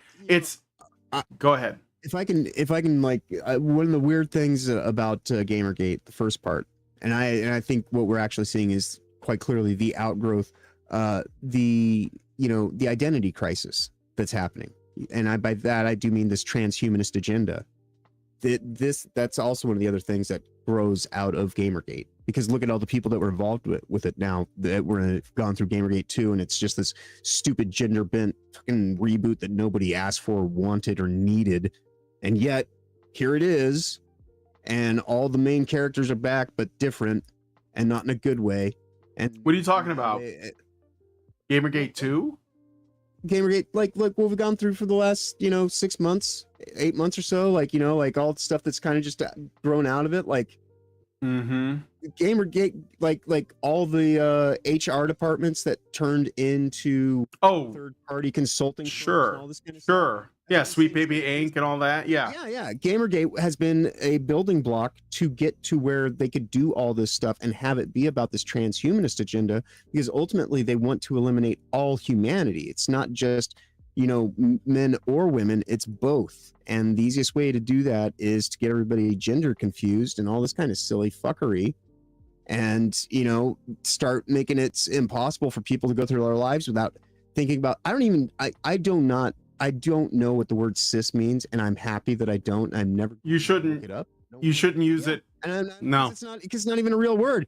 No, don't use their words. Don't use their words. Yeah, because right. Because like they'll sit here and they'll say something to me like, "Oh, you're using you're swearing at me," or like you need to be civil. And it's like, I don't know what the fuck you just said is, but the way that you say it and what you mean by it is, nowhere near as bad as if I just called you a fucktard. Because being cis, there's that's like a whole let's unhinge reality and go into supernatural realms to make things manifest and possible that should not be, and yet they are, because they're working on their artificial wombs and all this stupid fuckery so they can sit here and say, oh well, your definitions of what this is and what, I don't care how many covers you put on the book. I don't care how advanced you make your weird gayness. You're gay. It's fine. Extra steps and be ultra meticulous about look, so extra strange. Live your life the way you want to. I don't give a shit. Just don't force it on me. And that's how this always goes. It starts off like, please just tolerate us, and we're like, okay, please celebrate us. Oh, okay, I guess. And then they're like, please become like us. That's where we are now. Right. You have to date trans women. Why haven't you? Have you had your daily injection of soy lately? My life, Yeah. I'm not gonna do it. It will never happen. Yeah. All right. Anyway, let's get back to this because there's a little bit more here. So, even though we know, this is still me quoting whoever the hell this is, even though we know that a bunch of people play games, the men involved in Gamergate saw themselves as being the target demographic for games. When that started to shift, the reaction was, of course, anger, says Masanari. Now that's reflected. Yeah, when that started to shift. Now that's reflected, refracted, and amplified by Trumpism and the kind of far-right strain of republicanism reacting to demographic and societal shifts towards a more egalitarian society. Yeah, the far right, like those people, those indigenous English people that, they're kind of angry about all of this mass migration that no one in their government is doing anything about, and it's causing a little bit of problems because multiculturalism is essentially like the ingredients for a powder keg, and people are not happy. Right. Oh no, they're just far right, guys. They just haven't. They're just far right. So I'm gonna call them this thing, and that's gonna essentially affect your opinion. Now you're not allowed to have an opinion on it because I just called you far right. So shut up, you far right, whatever. So anyway, and that right there, that's a slur. So I mean, it is.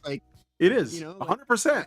I would rather just deal with people that are still using old traditional, you want to call me a fuck face, an asshat, I don't. Yeah, it doesn't.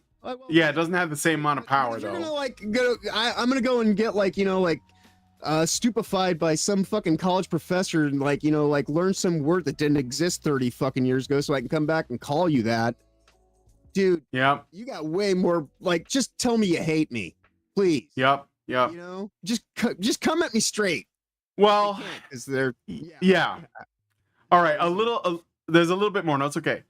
Now that's reflected, refracted, and amplified by Trumpism and the kind of far-right strain of republicanism reacting to demographic and societal shifts towards a more egalitarian society. Again, demographic shifts in the UK. Are those people? Never mind.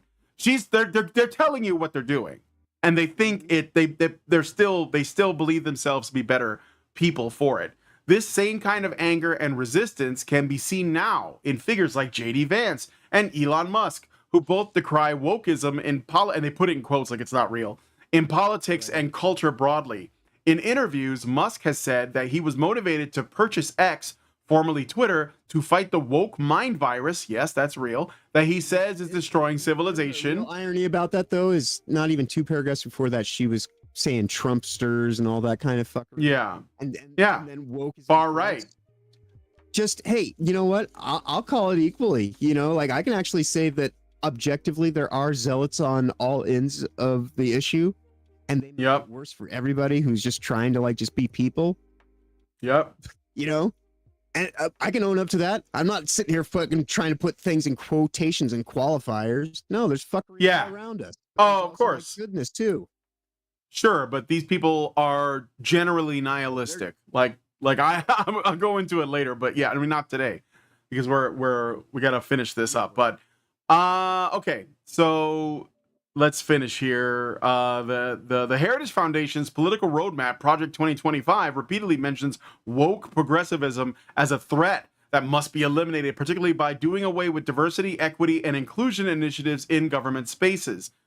Woo, man, there's a lot there. Okay, real quick to unpack. Okay, Heritage Foundation is a think tank. Think tanks are, like, there's hundreds of them, and they're all over the political spectrum. Nothing that is in a think tank is necessarily something that is guaranteed to be put into practice. Even when these think tanks get, like, some, you know, their foot in the door, they don't always, not all of their agendas are met. And Trump has already said, I'm not using whatever they're using. He's already, like, essentially said that he's not interested in Project 2025. But of course, it's the new boogeyman that and by the way, I went through Project 2025. I went through the whole thing on a stream that I did a few months ago because I was hearing rumblings about it being really scary, but it was all coming from women and feminists. So I was like, well, let's find out. Is this really as bad as it is? Nothing. It's so milquetoast. I'm telling you, it's mostly the main people that they want to reserve the right to kill babies, but then they want to tell you to not eat a cheeseburger. Yes.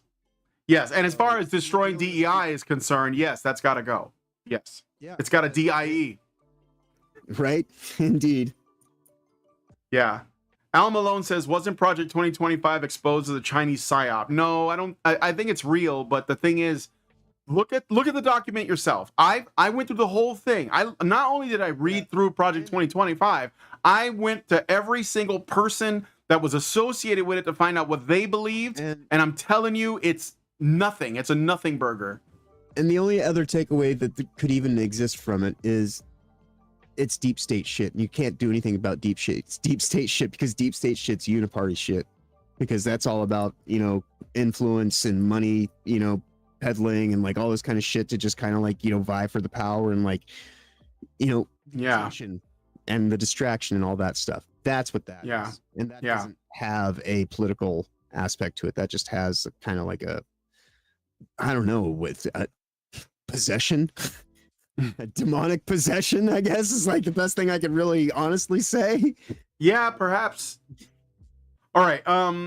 So the connection, it's okay. This connection comes full circle in what's become Gamergate 2.0, a backlash to inclusion efforts where DEI is now a catchphrase. No, it's what you guys describe it. You describe it this way. We're not turning it to a catchphrase. We're using your language to describe what you are doing. Anyway, 10 years ago, gamers pushed back against critics like Sarkeesian for pointing out that many female characters in games were nothing more than tropes, gay. In 2024, the campaigns are against video game consulting companies, such as Sweet Baby Inc., for performing what some gamers believe is forced diversification. No matter and they put that in quotes like it's not real, but that you guys are totally right. Just terrify them. Terrify them. Okay. Right. No matter the rallying cry. Go to your head of marketing. Blah, blah, yeah. Blah, blah, blah. Yeah. Yeah. No matter the rallying cry, the reason is the same. Being upset that the characters of video games no longer represent your interests. No, it's because they're lame. Like I'm not, you know, there's no point in saying like, well, here are all the examples of how we've had representation the whole time. But what I don't like is these people pretend like it never existed, and then their version of the solution to the problem that they made up is like literally making games shit. So, and look, I don't care. You guys can do that. I'm actually not angry about any of this because I'm going to vote with my dollars, and it's really easy. And we're not at the point now where you can force product on me. And that's what makes you mad, because you want to be able to force product on me. You want to be able to tell me this is what you have to consume. This is what you have to play. And it's going to have our woke garbage inside of it. But because I can say, nah, I'm good. I'm going to play all my old games. I got a backlog, whatever. I'm going to look at these people who are going to, you know, treat me as a customer with respect and give me the product that I want. So like you're even better than video games currently is just being the problematic white guy. Like I spend all my time learning like how to do more animation stuff and things like that. Like I think this is better than a game, you know? Yeah. And it's even more interactive. I'm now in a metaphysical alternate reality story that it's unfolding in real time and all points around it. And that's just like, this is something I just decided to do like 6 weeks ago, but it seems like something that I've been working towards my entire life, you know? So wow, it's fun. I mean, I enjoy doing this. Yeah, dude, the way that I've got my rig set up right now, like the way that I'm recording, like, all right, do you mind if I show everybody the back doors for a second? No, go ahead. All right, so like this is let's see, this should, yeah. So this is like my back end system.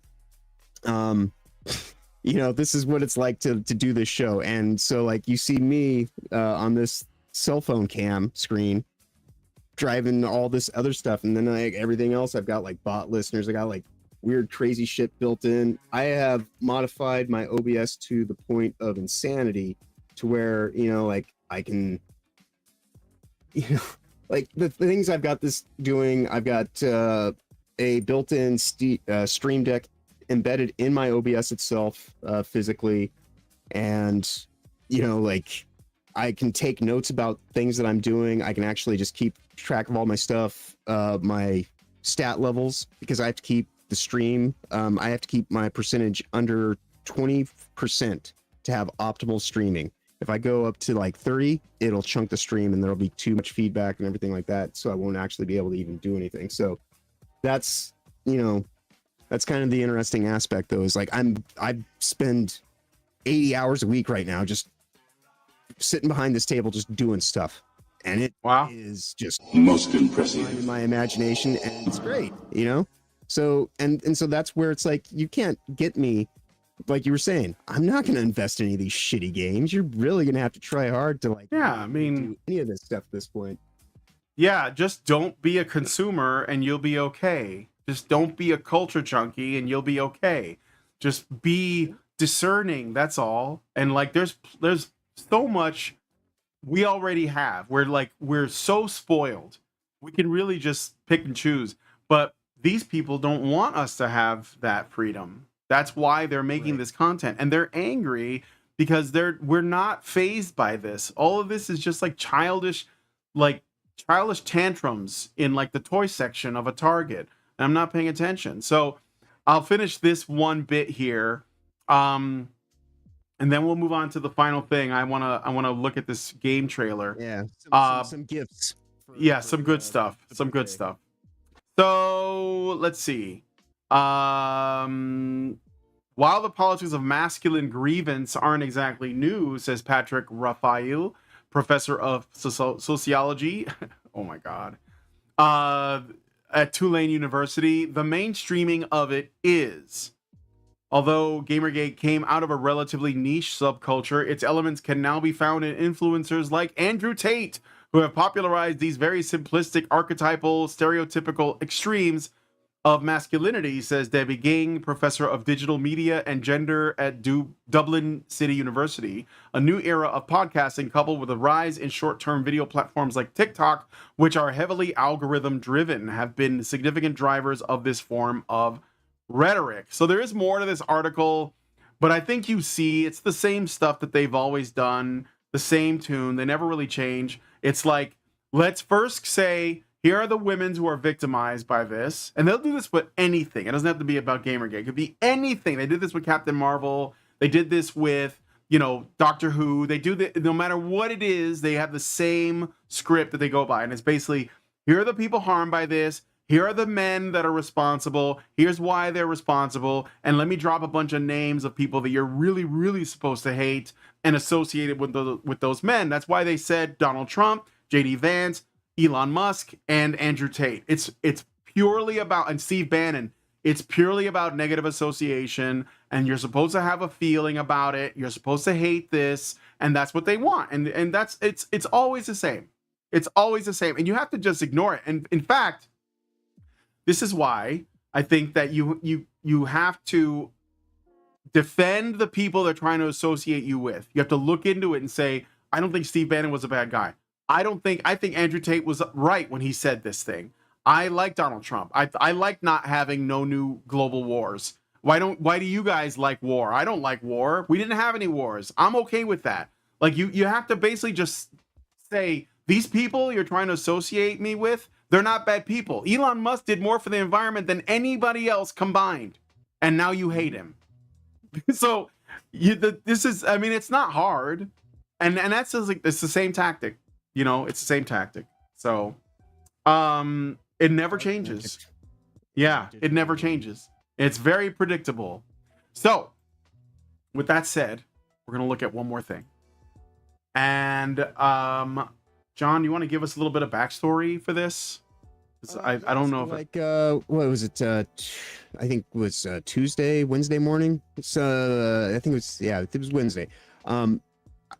I went to college with one of the designers of this game, evidently, and I was just on my Facebook early in the morning, just going through, checking different stuff. I was getting ready to like post something about my YouTube about my YouTube channel, and I saw like he said, hey, I just put this game out, like it just, and I was like, oh, I haven't talked to this guy in forever.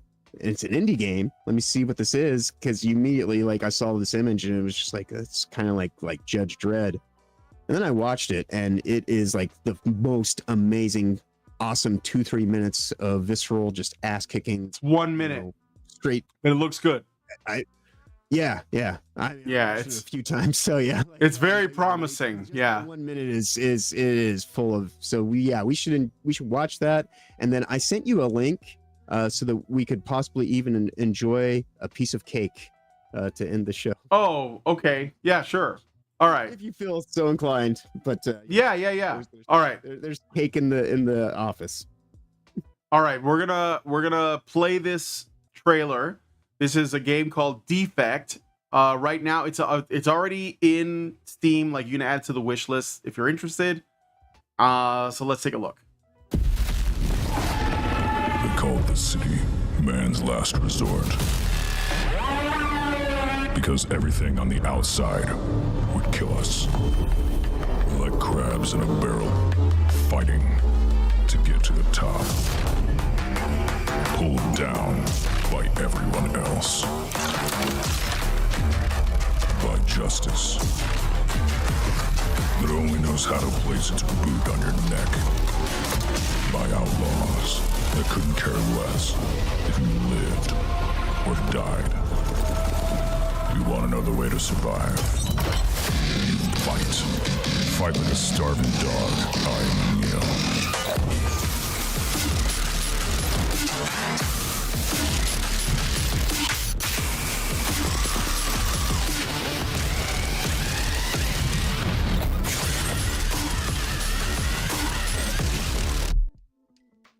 That's it. Indeed.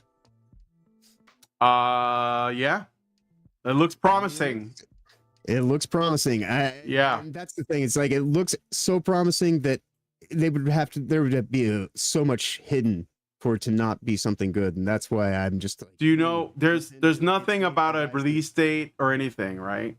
No. Like, it's still like, he's going to Germany for some kind of thing. Like, that was his most recent Facebook post about it.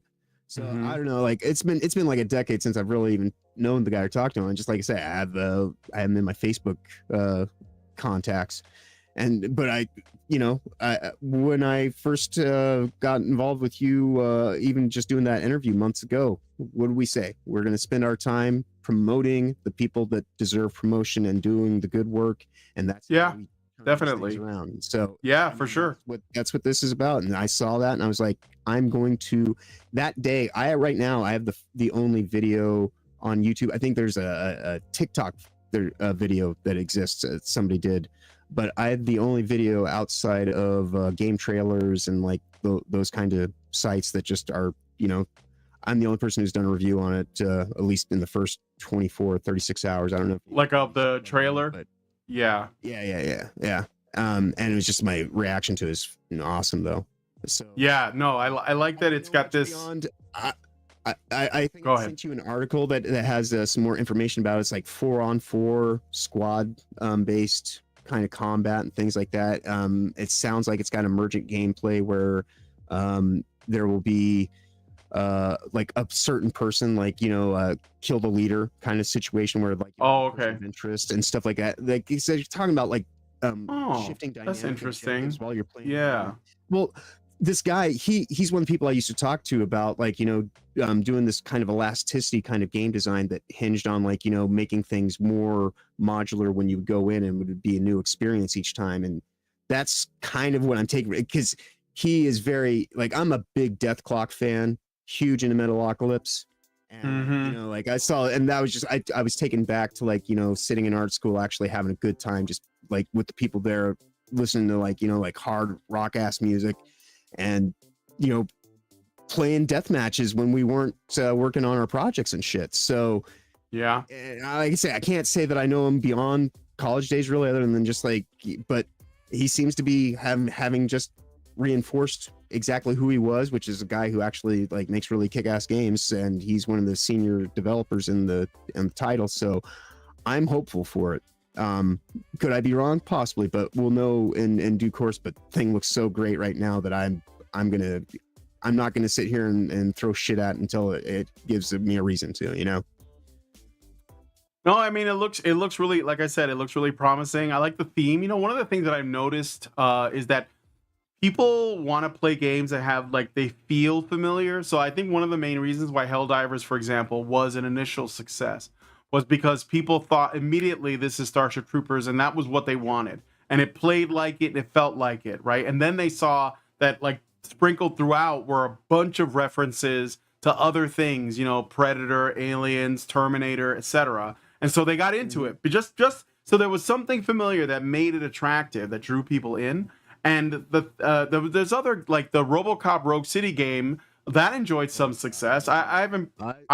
That was one of the only games I bought pre-order in years. Because I haven't played it yet. An hour. Yeah, it's so I want to, because I think RoboCop is a perfect movie. But yeah, I mean like that. There's another example. Obviously, that's more like right. I don't know. There are people who create content that is based on a property, and the reason why they make it is because they're seriously in love with the property. So, and then because of that, unless there's like other issues, the product ends up, you can tell it has heart to it, like that. And I think I don't know about RoboCop, but projects versus products, and yeah. By passion, a product is driven by marketing. Yeah, so I think that the one my example that I usually go to is the Friday the 13th game, which was like this asymmetrical multiplayer, and it was like you could tell the people who made it were in love with it. They knew the lore inside and out, such as it is. Like, not that like Friday the 13th has like the deepest lore, but they still got it. They nailed it, and it was so much fun to play. And I played with my wife, like, I don't know, we played the crap out of it. Like, all of October was us playing Friday the 13th, the game. And on top of that, my wife, who never watched those movies, she was like, I want to watch them now. And we were just like marathoned them. Well, over the course of October, we watched every movie, even the really shitty ones. But I was like, you gotta watch them all. So like what I'm getting at is this game, Defect or Defect. I don't know which way you're supposed to say it. I don't know. I don't know. It's two. It can be read however you need to. Yeah, and what I'm getting from it is doing a couple of things. It's doing the cyberpunk thing, but it's doing like a multiplayer, which I think gives it a big advantage over. Think of something. What? Like Defect. What if? And I don't know anything about the game, quite honestly. But what if like you could actually defect from the squad you're on, like covertly, like. Oh, I don't know. I don't know. Oh, Like I'm just thinking that'd be again, a weird, interesting game dynamic where like someone on your team is kind of not on your team, but you've got like you have a mole or something. Yeah, interesting. Yeah. I don't know. Yeah, that would be crazy. That could be Like interesting. a fifth team that's operating inside the 4 teams.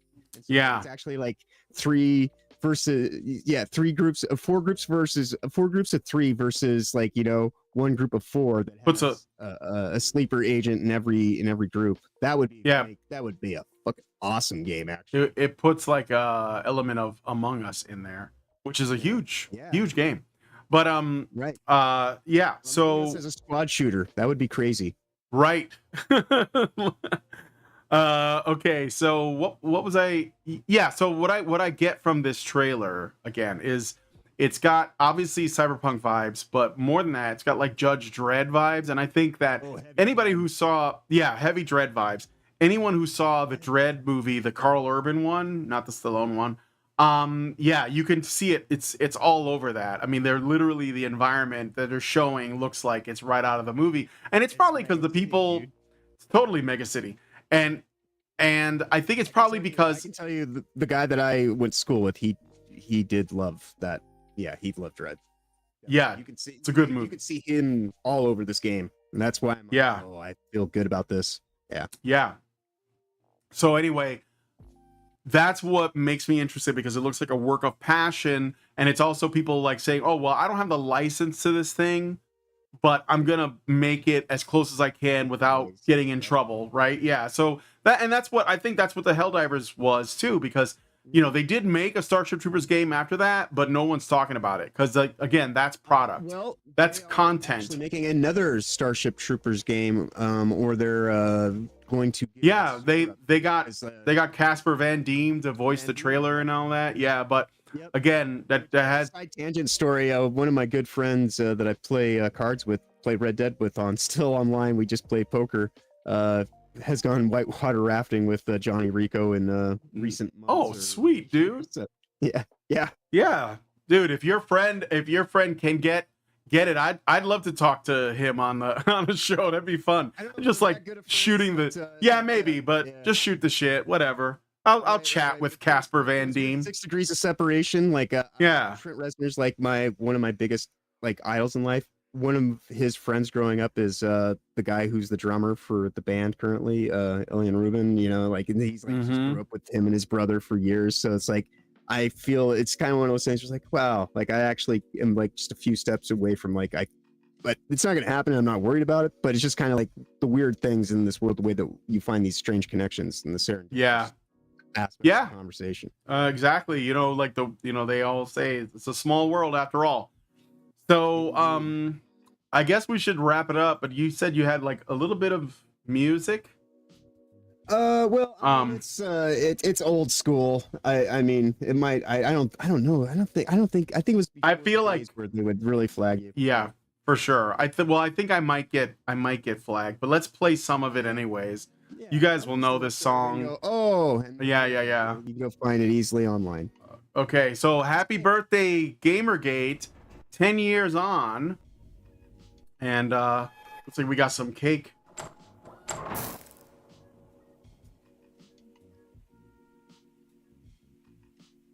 It's cheesy, but This was a triumph. I'm making a note here, huge success. It's hard to overstate my satisfaction.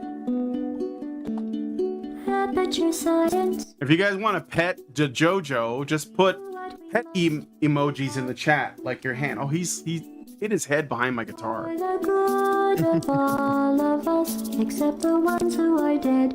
But there's no sense crying over every mistake. You just keep on trying till you run out of cake. And the science gets done, and you make a neat gun for the people who are still alive.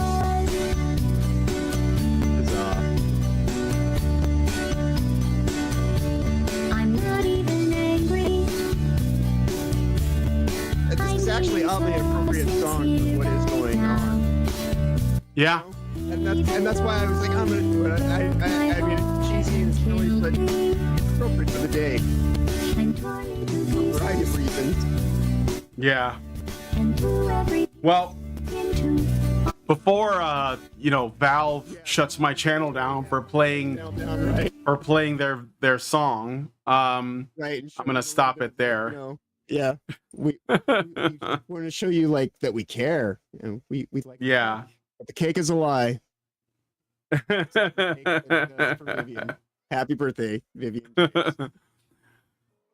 All right, guys. Well, we're gonna end the show there. I thought it, huge success.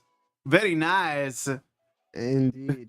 If you want to Badger Raid with me over to Nerd War, Good news, everyone. where I'm headed to do some modding.